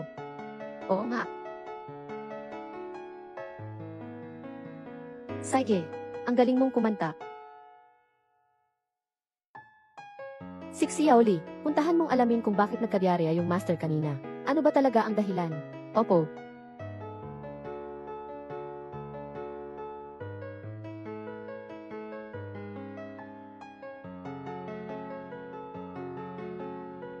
Maganda ba ang naging performance ko kanina?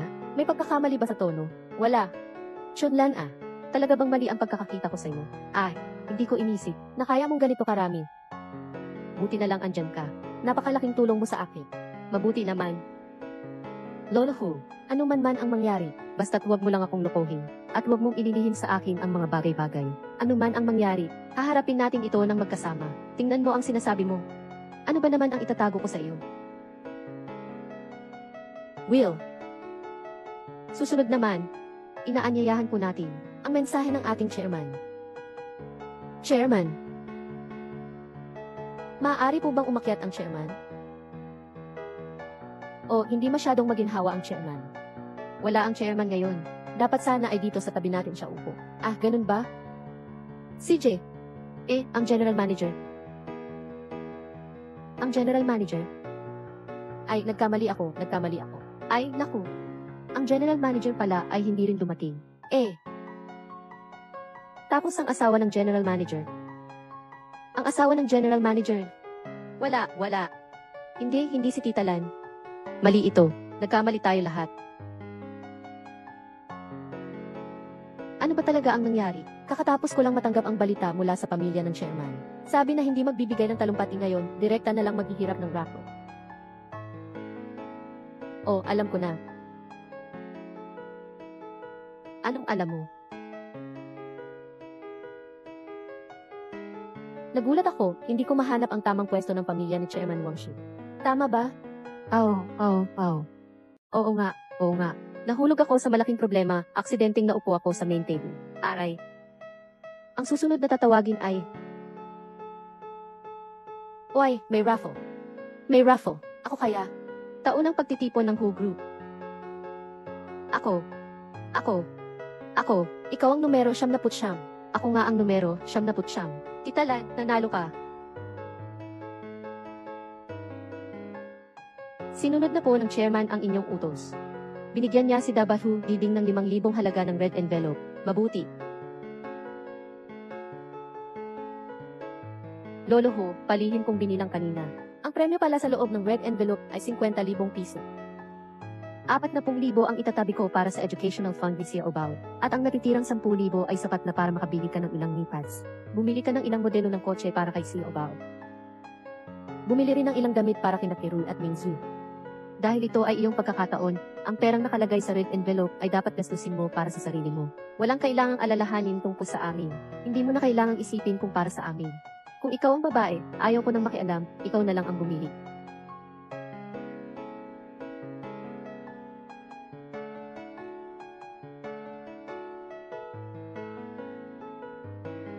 Bumili na lang ng kaunti pang masarap na pagkain para kay Sia Obao. Alam mo ba kung bakit hindi ka pinapagamit ni Shendong ng pera? Kasi hindi ka nila itinuturing na kaanak. Kung sakaling may araw na itaboy ka nila sa bahay, hindi nila alam kung paano ipapaliwanag yan. Akala mo ba ayos sila sa'yo? Tinatawag ka ng anak ko na tita. Pero ako tinatawag nilang nanay. Sino ba ang malapit? Sino ang malayo? Malinaw sa kanilang isipan. Tinawag nila si Asuo dahil nare-respeto ka nila bilang ina. Bibigyan pa nila ako ng birthday cake. Hindi nila ako pwedeng paalisin sa bahay. Walang imposible sa Hong Shiji.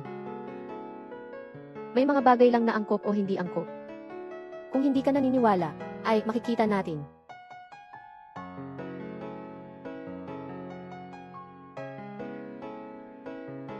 Keruy, masama ang tiyan mo, di ba? Uminom ka ng mainit na sabaw.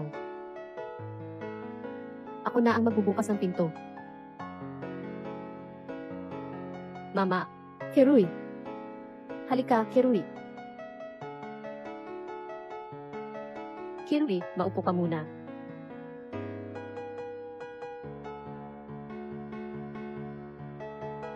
Keruy, naaalala ko, anak, na dati ay gustong-gusto mong uminom ng sabaw ng baboy. Tingnan mo. Bundok. Ito.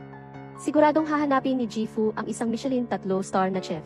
Niluto ko ito ng 3 oras. Susubuan kita, anak.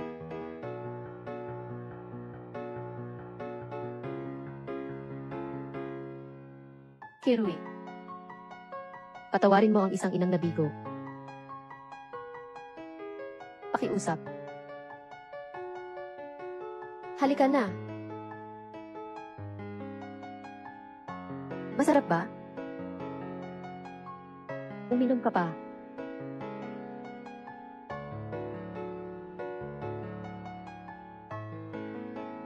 Kirui, anong nangyari sa'yo? Anong nangyari dito? Ah, Kirui, anong nangyari, Kirui? Hay, alisin mo. Anong ginagawa mo? Hindi mo ba alam na allergic ang anak mo sa mais? Allergic sa mais.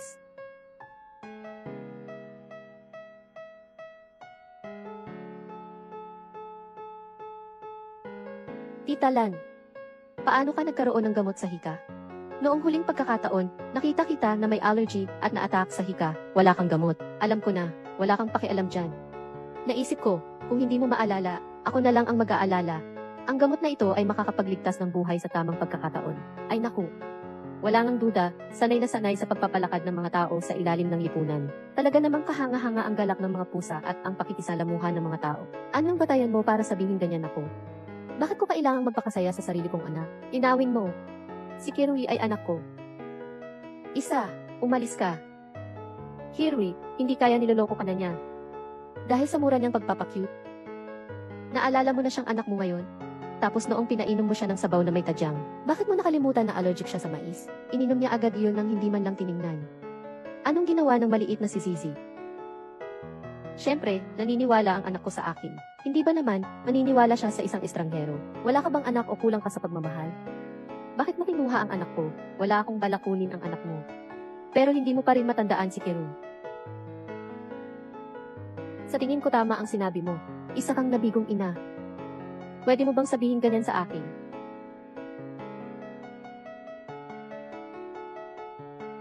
Tama na. Huwag mong sasabihin yan tungkol sa nanay ko. Basta sa puso ng anak ko. Alam niya kung sino ang nanay niya. Malinaw sa kanya. Ang nanay ko ay siya.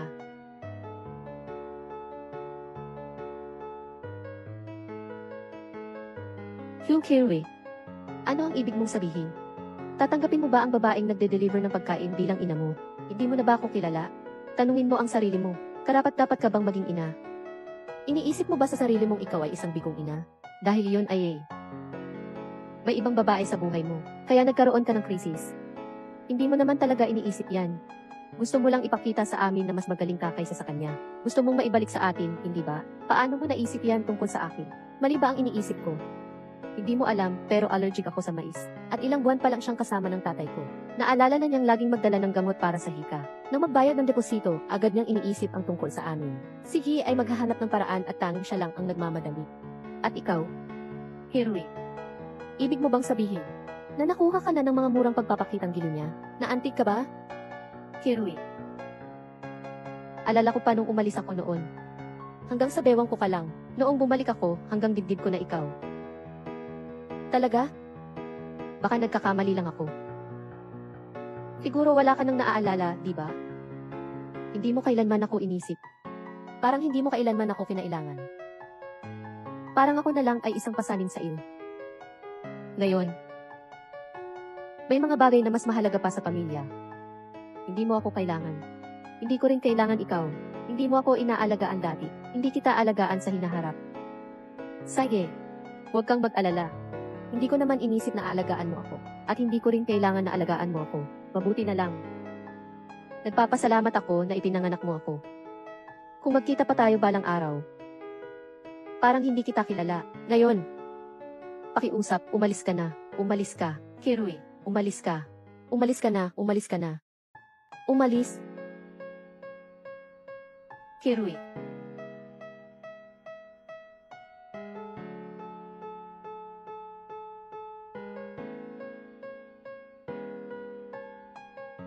Kirui, kung gusto mong umiyak, umiyak ka na.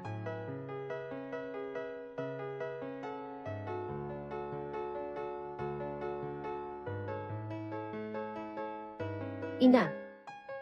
Hinahanap ko si Inang, ikaw ang tunay kong ina.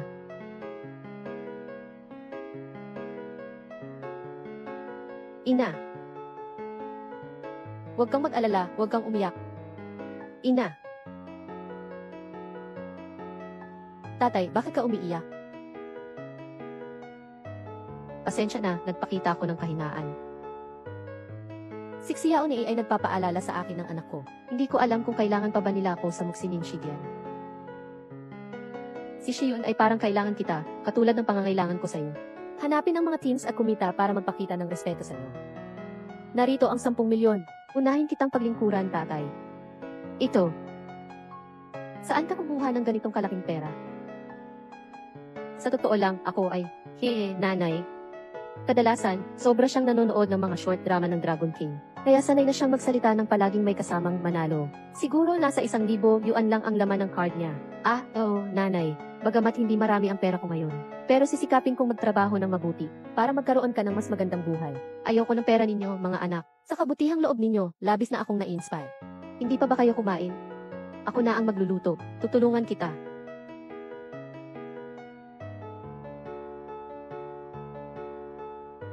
Tingnan mo. Hindi mo na naman pinapansin, no? Yung ugali mong yan, agad-agad nag-aksaya ng pera, kailan kaya mawawala? Tatay, wala ka talagang silbi. Pati ba naman ang acting ni Lolo, hindi mo kaya? Kailangan talagang pag-usapan ito. Pero kailangan mo na sabihin ng tatay mo bago mo ito sabihin. Oy, mama at papa, tutulungan ko kayo. Sasabihin ko sa'yo, kanina, muntik ka ng mabuko. Ay, si Kuya Ho. Alam ko, si Kirui ay isang profesional na kusinero, di ba? Kaya't ang natirang 2 inihaw na manok, siya na ang bahala. Okay lang ba? Professional na chef.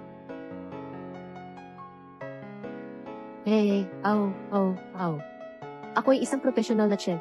Mag-ihaw ng hita ng manok. Madali lang yan. Chunlan, samahan mo muna sila at maglaro. Tutulungan ko si Kirui. Ipinagkakatiwala ko sa inyong dalawa.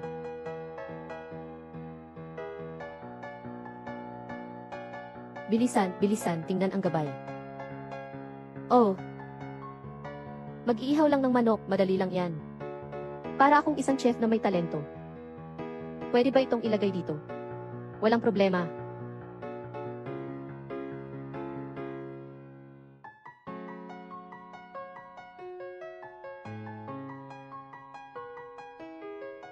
Anong nangyari? Nasa kontrol ko lang ang lahat.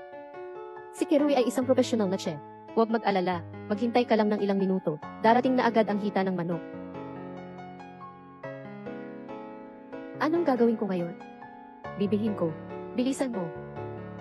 Assistantly, bilisan mo, bumili ka ng 2 lutong manok at ipadala mo sa bahay ko. Chonlan, may sasabihin ako sa iyo. Pumunta ka muna rito. Bata, ito na. SH. Halika, tikman mo ang aking luto. Hala. Hindi ba't bumili ako ng manok na inahin? Bakit ganito kalaki ang mga hita ng manok? Naiintindihan ko na. Sinasabi mo na hindi maaasahan ang pagpapalaki ng manok. Gaano karaming hormones ang pinakain sa manok na ito? Pagkaihaw, lumaki na ng ganito kalaki. Paano ba ito kakainin?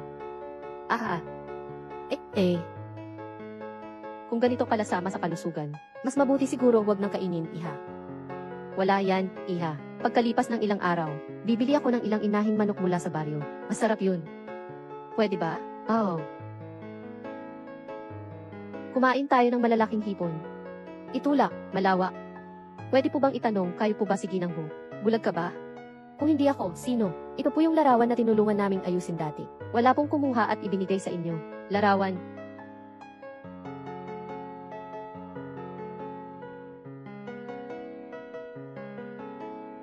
Bakit ka na pa rito? Siyempre, pupunta ako. At may sasabihin din ako sa iyo.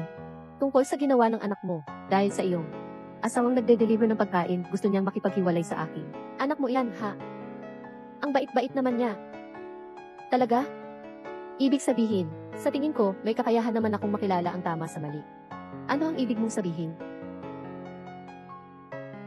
Magtatapang ka pang tanungin ako kung ano ang ibig kong sabihin. Hindi ba't binalaan na kita? Nang huwag mong gagalawin ang pamilya ko. Anong magagandang bagay ang ginawa mo? Nangyari ba ito sa taunang pagpupulong? Inilagay mo ba ang gamot na pampalaksang tiyan sa pagkain ng babaeng mga awit para magkakapansanan siya at hindi makapagtanghal? Zhuang Xianhui. Alam mo namang may mga mahalagang kasosyo sa negosyo sa harap, di ba? Ngunit nagtakda ka pa rin magrisko ng ganito para i-frame ang asawa ko. Gusto mong ipahiya siya sa harap ng lahat. Talagang, masamang babae ka. Hindi ka karapat-dapat maging ina ni Kirui. Kanino mo naman narinig yan? Baka naman sa matandang asawa mo. mukhang itong si Shichun lang. Talagang hindi maganda ang ugali. Huwag mong sasabihin yan sa nanay ko. Hindi niya kailanman sinabi ng masama tungkol sa'yo sa harap namin. Ang tigas ng bibig mo talaga. Talaga namang matigas ang iyong bibig. Assistant Lee, dalhin mo siya dito. President Zhuang, tulungan mo ako. Ginagawa ko na ang trabaho mo. Ano nang pinagsasasabi mo? Wala akong ipinagagawa sa'yo. Huwag mong isisi sa akin. Ikaw ang nagwasak sa akin. Ano bang balak mo? Huwag ka lumapit. Kung hindi ka makatarungan, huwag mong sisihin kung hindi ako makatarungan. Lumayas ka, lumayas ka. Hilahin mo siya palayo sa akin. Hindi ang opisina ko para sa mga ganyan. Chairman, pakiusap, bigyan mo pa ako ng isang pagkakataon. Mayroon pa akong ilang milyong utang sa bahay na hindi pa nababayaran. Hindi ko kayang mawalan ng trabaho. Hindi ka pwedeng mawalan ng trabaho. Kung hindi dahil sa aking asawa na maraming talento, naisahan niyo na ang lahat ng mahalagang kliyente gaya ni Hobie. Pagdating ng panahon, daan-daan at libo-libong empleyado ang mawawalan ng tirahan dahil sa pagkawala mo ng trabaho. Kanino pa sila iiyak? Parusa ang kapalit ng pagkakamaling nagawa mo sa maling prinsipe. Iligpit mo na ang mga gamit mo. Matulog ka na lang sa ilalim ng tulay. Ayoko na kitang makita pa. Umalis ka na. Chairman, mali po ako. Pinilit lang po ako ni Zhuang Xianhui. Zhendong. Zhendong, hindi ko po sinasadya. Alam kong nagkamali ako. Hindi mo alam. Kung alam mo sanang nagkamali ka, hindi mo sana ipagmamayabang ang iyong sopas na mais at tadyang sa harap ni Chunlan. Sa harap ni Chunlan. Para ipakita ang pagiging malapit ninyo ni Kirui. Bilang ina ni Kirui, hindi mo man lang alam na allergic siya sa mais. Halos mamatay siya dahil sa'yo. Zhong Xinyu. Ang kakatawa mo. Hindi mo kailanman isinasaalang-alang si Kru sa iyong puso. Hindi ba't dahil hindi siya talaga anak ko? Bakit ko ilalagay sa puso ko ang isang estranghero? Anong sinabi mo? Hindi pa ba sinabi sa'yo ni Hugh Flint? Sa totoo lang, hindi ka talaga aming anak na ipinanganak. Dahil hindi ako makapagdalang tao. Kaya kinuha kita at inalagaan parang anak. Bakit ko kailangang magturing sa'yo tulad ng isang tunay na ina? Tatay, totoo ba ang sinabi niya?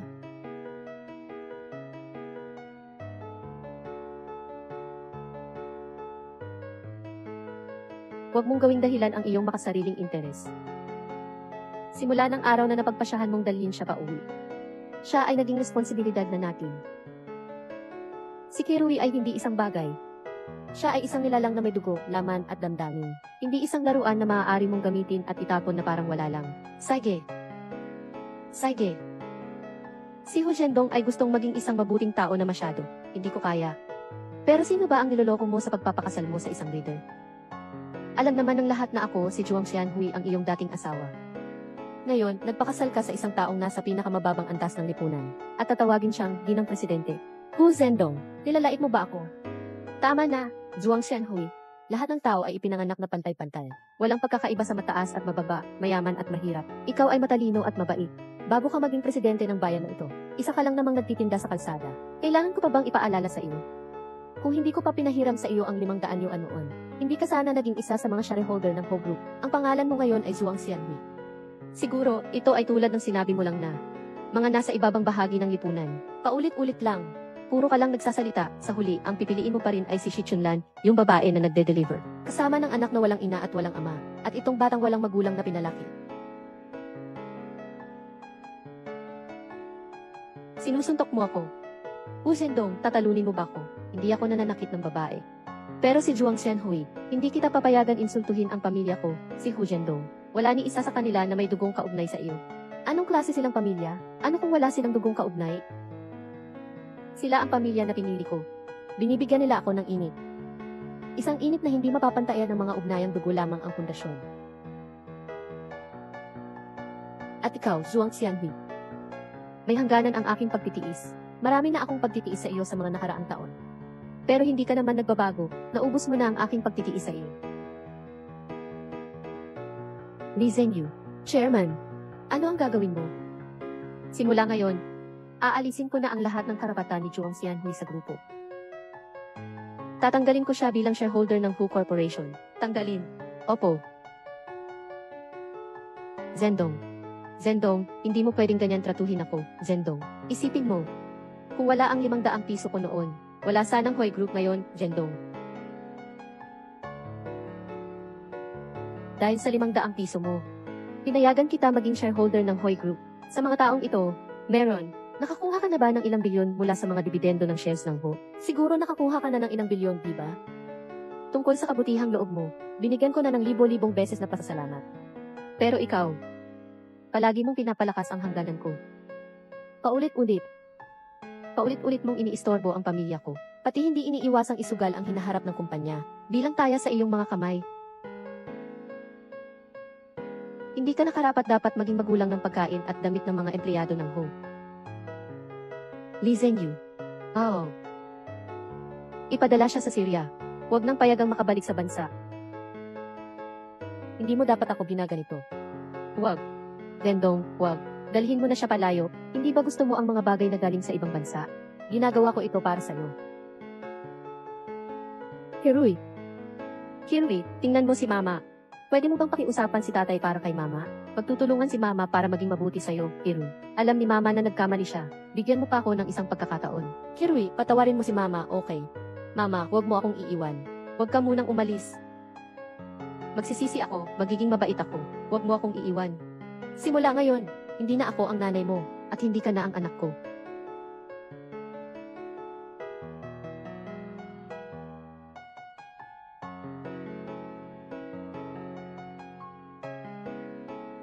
Nanay, nanay, nanay.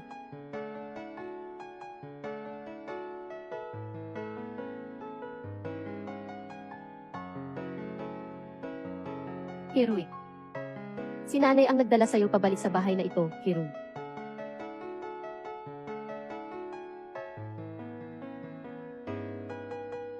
Akala ko dati. Saan ba ako nagkulang kaya ayaw mo sa akin? Ang dating ako pala. Hindi naman talaga nakapasok sa puso mo. Wala naman talagang pag-asa na mapili mo ako. Hindi. Hindi ganoon, Kirui.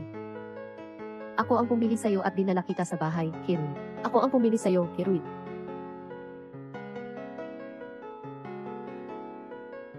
Salamat sa iyong piniling landas noon. Ngunit ngayon, panahon na para magising sa katotohanan. Paalam. Zhuang Xianhui. Dalhin mo na. Kirui. Zendong.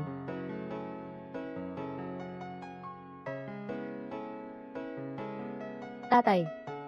Salamat sa pagbibigay mo sa akin ng isang tahanan. Ano ang iniisip mo, anak? Ikaw ang tahanan na pinili ko mula umpisa hanggang wakas. Sa pagitan ng pamilya, hindi kailangang magpasalamat. Tatay. Mabuting anak, umuwi na tayo. Paano napunta ang dalawa rito?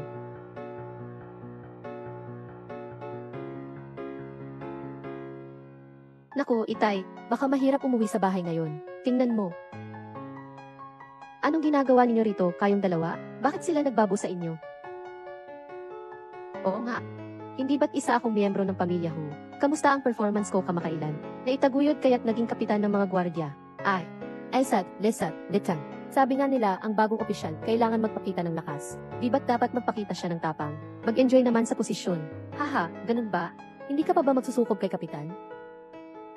Magandang araw, kapitan. Lalaki lang, walang ibang hilig, kundi ang magpakasaya sa kasiyahan ng kayabangan. Lolo Ho, paano ka naging ganito kalupi? Ngayon, may promotion pa. Magandang balita ito. Ay, sakto, natapos na rin ang mga order ko.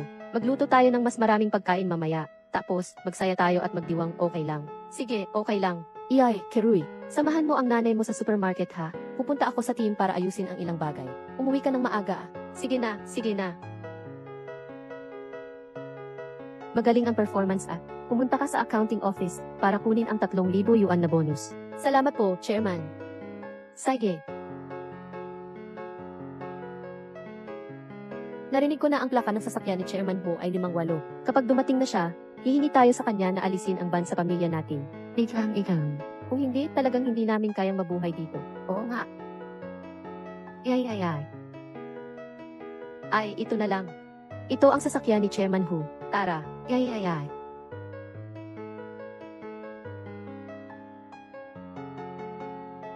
Ito, hindi ba't gwardiya lang siya? Paano siya naging chairman ng Hugh Group? Hindi ko akalain na ang mama ko ang pinakasalan si Chairman Hugh. Kailangan ko agad ipaalam sa mama ko.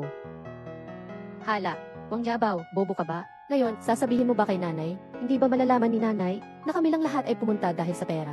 Anong gagawin natin? May solusyon ako.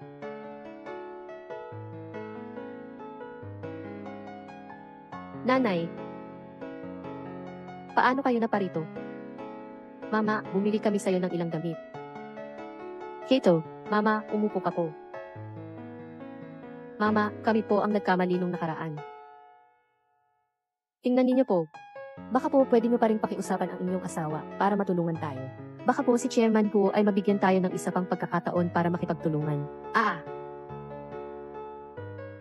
Nanay, ang nangyari noon ay isang maling akala lang po. At nanay, buntis po ako. Ha? Magiging lola ka na po agad. Totoo ba yan? Opo. Hindi ba po lagi ninyong sinasabi na ayaw ninyo ng anak? Ituturing mo bang anak ang aso? Paano ka biglang nabuntis? Nay, matured na po ako. Ang aso ay isang alaga lamang na may habang 10 taon o higit pa. Ang anak ang tunay na kayamanan habang buhay. Kaya, Nay, sana ay kausapin ninyo ang iyong asawa para tulungan kaming makiusap sa inyo.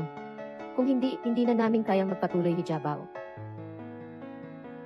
Mama, kapag ipinanganak ang bata, hindi pa siya makakainom ng gatas. Mama, kaya mo bang tiisin yan? Mama. Mama. CJ, sasabihin ko kay Lao Hu. Pero hindi naman sigurado na magagawa ni Lao Hu yun. Huwag niyong ilagay lahat ng pag-asa kay Lao Hu lang. Dapat magtiwala ka pa rin sa sarili mo. Naiintindihan mo ba? Naiintindihan ko na, Mama. Halika, hawakan mo. Kin. Bakit mo sinabi sa mama ko na buntis ka? Kung hindi ko siya niloko, tutulungan ba niya ako? Wang Jiabao. Kung gusto mong magkaroon ng magandang buhay, tumahimik ka na lang.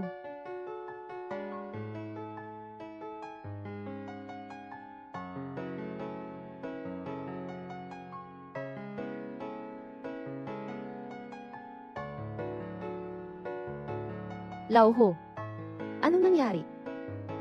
Pumunta ang anak kong babae para mag-sorry sa akin. Sabi niya, yung birthday party kanina ay isang pagkakamisunderstand. Hindi ba't ikaw ang nagmamaneho para sa chairman? Pwede mo ba kaming tulungan ng pamilya ng anak ko na mag-apela sa chairman?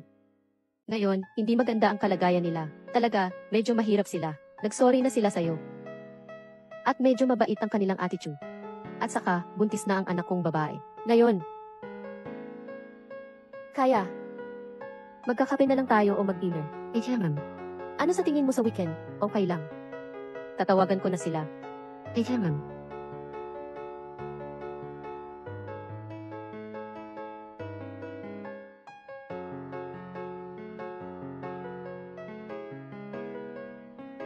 Hello, Kerui. Ang mga kamag-anak ni Chunlan ngayon, hindi rin natin alam kung paano hiningi ng tawad kay Chunlan dahil sa ating ginawa. Tingin ko talagang nagsisisi sila ngayon. Bakit hindi natin samantalahin ang pagkakataong ito para ayusin ang relasyon natin sa kanila? Oh. Masyado bang malaki ang regalong ito?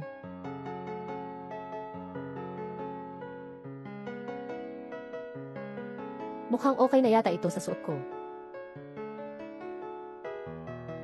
Okay lang. Ang ganda ni Lola.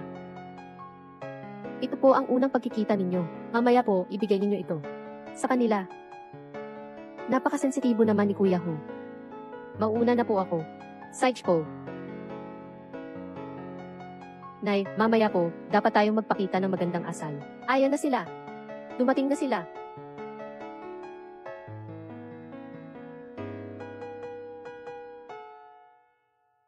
Maliit. Maganda. Bakit hindi pa siya dumarating? Hi, mga biyanan, si Kinkin. Siya lang mag-isa ang dumating. Tara na. Nanay, nandito na po kayo. Nay. Kinkin, aba, ikaw lang pala ang pumunta? Nasaan ang mga kasama mo? Medyo may ginagawa pa sila. Mamaya na raw sila pupunta. Ganun ba? Sige, pasok na tayo. Tara na, ma. Oo nga pala. Ito po ay isang maliit na pasalubong mula kay Ginoo Lao. Ay, sos, biyanan, sobrang bait mo talaga. Maupo ka na, maupo ka na. Magteka. Bienan. Anong mga hilig ng asawa mo? Tingnan mo. Tingnan mo ang mga magagandang alak, gusto ba ito ng asawa mo? Oh, ngunit ngayon, hindi siya pwedeng uminom ng alak. Kailangan niyang tumulong sa amo, paminsang mag-parking. Kailangan niyang manatiling gising palagi. Tumutulong siya sa amo sa pagpapark ng sasakyan. Oo nga. Si tatay ho namin ngayon ay umangat na sa trabaho. Naging team leader na siya ng mga security guard. Maraming sasakyan ng amo ang nasa pangangasiwa niya. Naku, noong nakaraan nga lang, pinagawa pa sa kanya ng amo ang pag-aayos ng upuan para sa ginhawa. Sa mga sasakyan na inaasikaso ng mga tauhan ng amo nila, mayroon bang isang sasakyan na ang plaka ay 58? Meron. Hay, paano ninyo nalaman? Mabuti ba ang pakikitungo sa iyo ng iyong tito? Mabait naman siya sa akin. Nagkakamali kaya tayo ng pagkakakilala? Sadyang nagkataon lang na nakita natin siyang inaayos ang upuan ni Chairman Hu. Kinkin. Hindi ba't ang iyong tito ay nasa Who's Group pa rin? Siya ba ang pinuno ng departamento? Tanungin mo siya. Ano kaya ang ugali ng asawa ni Chairman Hu? Sige, itatanong ko na ngayon. Hipag. Matagal na rin tayong nag-uusap. Kailan kaya darating si Chairman Hu? Darating din ba si Chairman Hu ngayon? Hipag, hindi na angkop na magkunwari ka pang baliw sa amin ngayon. Ito, nanay. Ay. Nanay, ayos ka lang ba? Ayos lang ako. Nanay, nagkamali tayo. Tingnan mo. Hindi pala siya ang asawa ng chairman.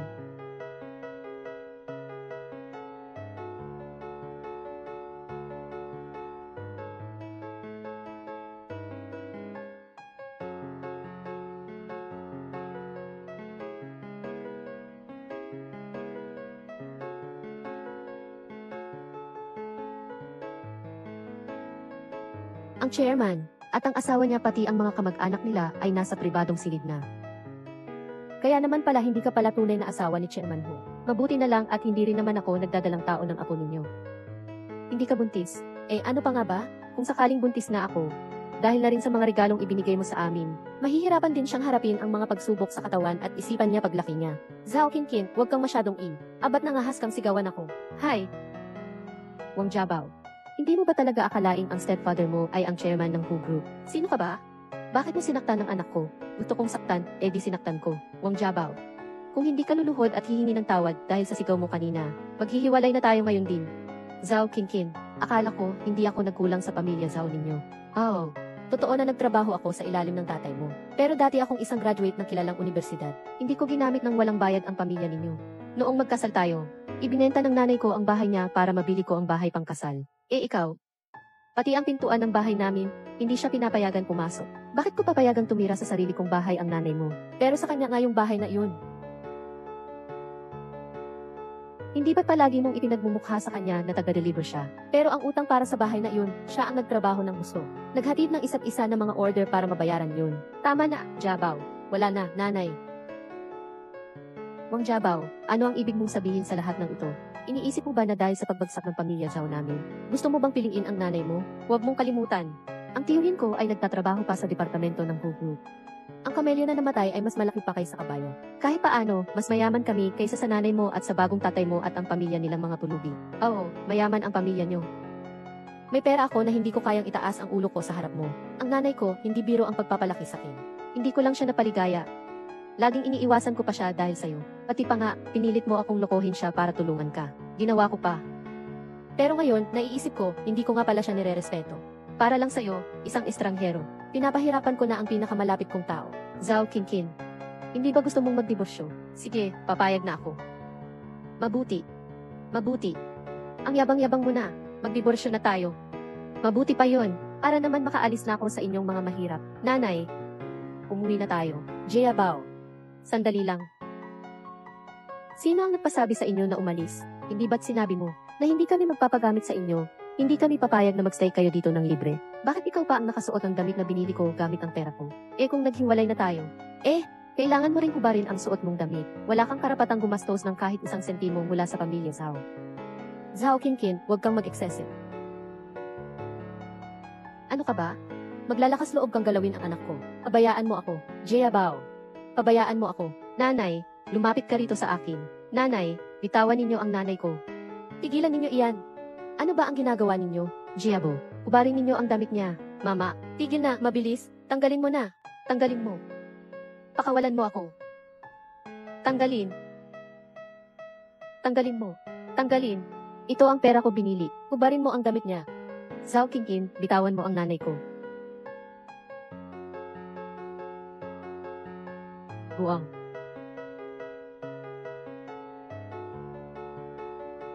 You, anong ginagawa niyo? Anong ginagawa niyo? Sino ka ba? Ay. Hey, ikaw. Nanay, okay ka lang ba? Chunlan, Lola. Chunlan, okay ka lang ba?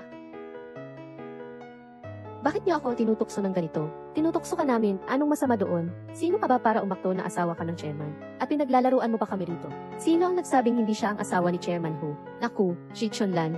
Ang mahirap mong asawa at ang pamilya niya ay mahilig magpanggap. Hulaan ko nga. Baka sasabihin mo, ikaw ang anak ni Chairman Hu, Ginoong Hu, General Manager. At ito naman ang asawa ni Ginoong Hu, ang General Manager. Mukhang hindi naman ganun kabobo ang utak mo. Ha ha ha ha. Talaga namang magkapareho kayo ng pamilya niyo. Mahirap at mayabang.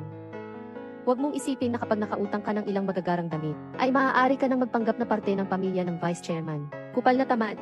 Kahit ang red envelope, ganito kababaw. Hala, hala. Ha ha ha ha. Kahit ang regalong pambungad ganito kababaw. Alam mo ba kung anong tinapon mo kanina? Ha ha ha. Ano pa nga ba? Wala kundi ang walang kwenta at mahina ninyong pride, di ba? Pakinggan mo. Ang tito ko, nasa Haushi Group pa rin, department head siya ngayon. Nakita na niya ang chairman. Papunta na siya dito. Pinapayuhan ko kayong magmakaawa at magsorry, bago siya dumating. Kung hindi, kung malaman pa niya, at magreklamo kay Chairman Hu, lahat kayo ay kailangan umalis sa Haichen. Ganoon ba? Isang maliit na department head. Ano ba iyon? Ha ha ha. Ay naku. Wala ka talagang kwenta. Pero matapang ang bibig mo. Titignan ko kung kaya mong magsalita ng ganyan kapag dumating na ang tito ko. Pagdating niya, tignan natin kung matapang ka pa. Qingqin, narinig ko na ang boses mo mula pa kanina. Sinong nangbuli sa'yo? Ito, dumating ka na rin. May isang babae na sumampal sa akin. Sabi pa nila na sila ay tao ng Hu Group. Kilala mo ba sila? Tio. Ang pinuno ng departamento ng pananalapi ng Hu Group na si Zheng Shengli ay bumati kay Chairman Hu. Ha? Kuya, siya talaga ang chairman? Pwede ko bang malito ang boss ng kumpanya namin? Lumuhod kayo. Pakiusap, patawarin ninyo si Chairman Hu. Pasensya na, pasensya na. Alam na naming nagkamali kami. Naiayos lang ba ang kamay ninyo? Chairman Hu, pakiusap. Nagkamali kami, alam na naming nagkamali kami. Patawarin na ninyo kami. Hindi na kami muling mangahas. Mali. Huli na. Li Zhengyu. Tagapangulo. Bibig. Bawat sa pantahan na ibinigay nila kay Chunlan. Bawat pagyurak sa kanyang dangal. Ngayon. Bibig. Babayaran ko sila ng libo-libo. Siya ang chairman. Huwag na. Chairman, nagkamali kami. Patawarin niyo po kami, chairman. Si Old Hu ba? Siya talaga ang chairman ng Hu Group. Chunlan, hintayin mo akong makauwi, bibigyan kita ng paliwanag. Ibaba na. Opo. Huwag. Pangulo, nagkamali kami, Pangulo. Jiabao. Kuya, tulungan mo ako, pakiusap kuya. Hindi ako ang kuya mo. Jiabao. Isara ang pinto. Huwag. Maglalakas loob silang punitin ang damit ng ginang. Uhubaran ko rin sila. Pagdating naman sa sampal. Isang sampal ang ganti ko. Lahat ay ibabalik ang 1,000 stick. Oh.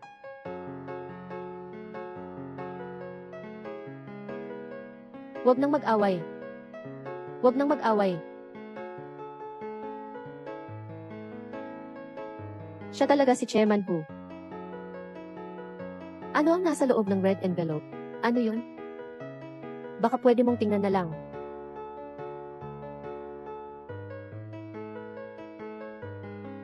Taunang sahod, 5 milyon. 5 milyon.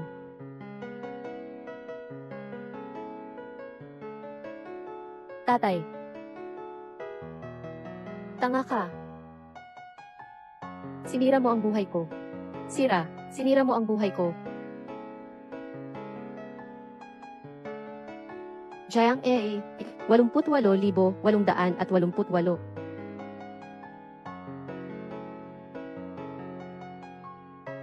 Magandang araw po, maligayang pagdating po sa bahay.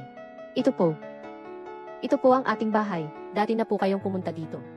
Halika, Sia Ubao, dalhin mo si Lola, tara na. Magpadala.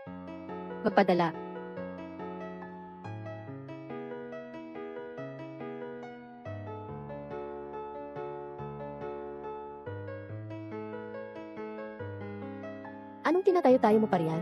Ayaw mo bang maging ama ko? Wala. Pumasok ka na at magpalit ng damit.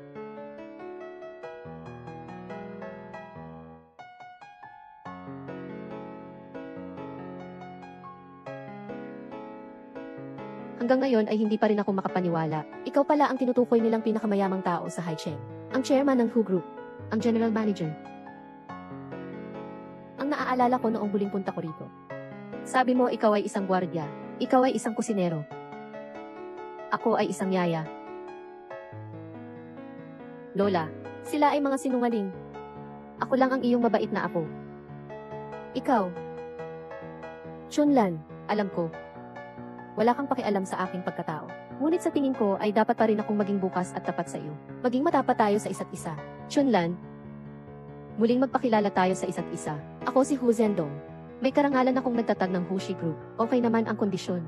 55 taong gulang na ako ngayon. May mga anak akong kailangang pakainin sa bahay. May mag-asawang anak at manugang. At may salbahing apo. Wala akong problema sa sasakyan at bahay. Ang kulang ko lang ay isang taong makakasama kong tahimik na mabuhay. Kaya, Jiangji, Shai, gusto mo bang sumama sa aming di gaanong matapat na maliit na pamilya? At maging ang aking asawa, si Hu Zhendong, ang isa't isa kong kabiyak.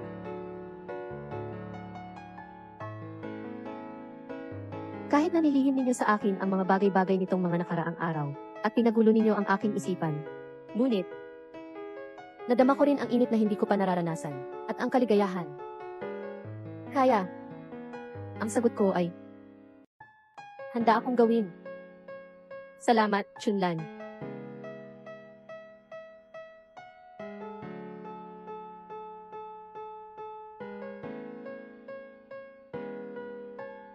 Nanay, pasensya na.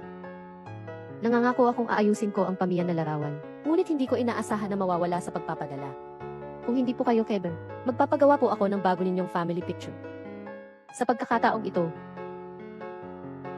ako na po ang magiging anak ninyo. Sige. CJ, kaya ngayong araw, magpapagawa ulit tayo ng family picture. Magpalit na tayo ng damit. Sige ba? Kailangan. Magpalit na tayo ng damit. Tara na.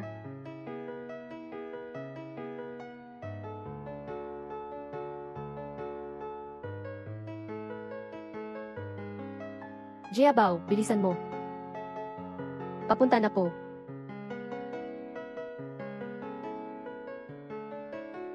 Damit.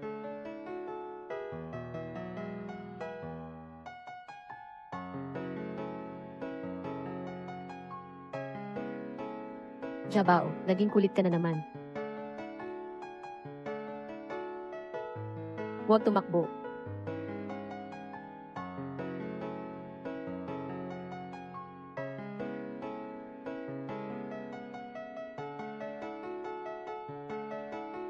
Huwag tumakbo. Mama, sa tingin ko, nahanap na natin si Kuya.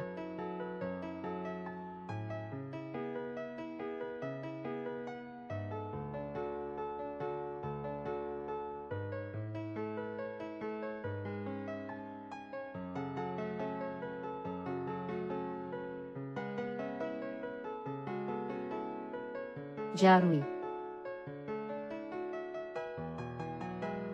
Si Jayarui ko. Ikaw ang Jayarui ko. Nanay. Nanay. Lolo Ho, tingnan mo. Siya ang aking si Hari. Napakaganda.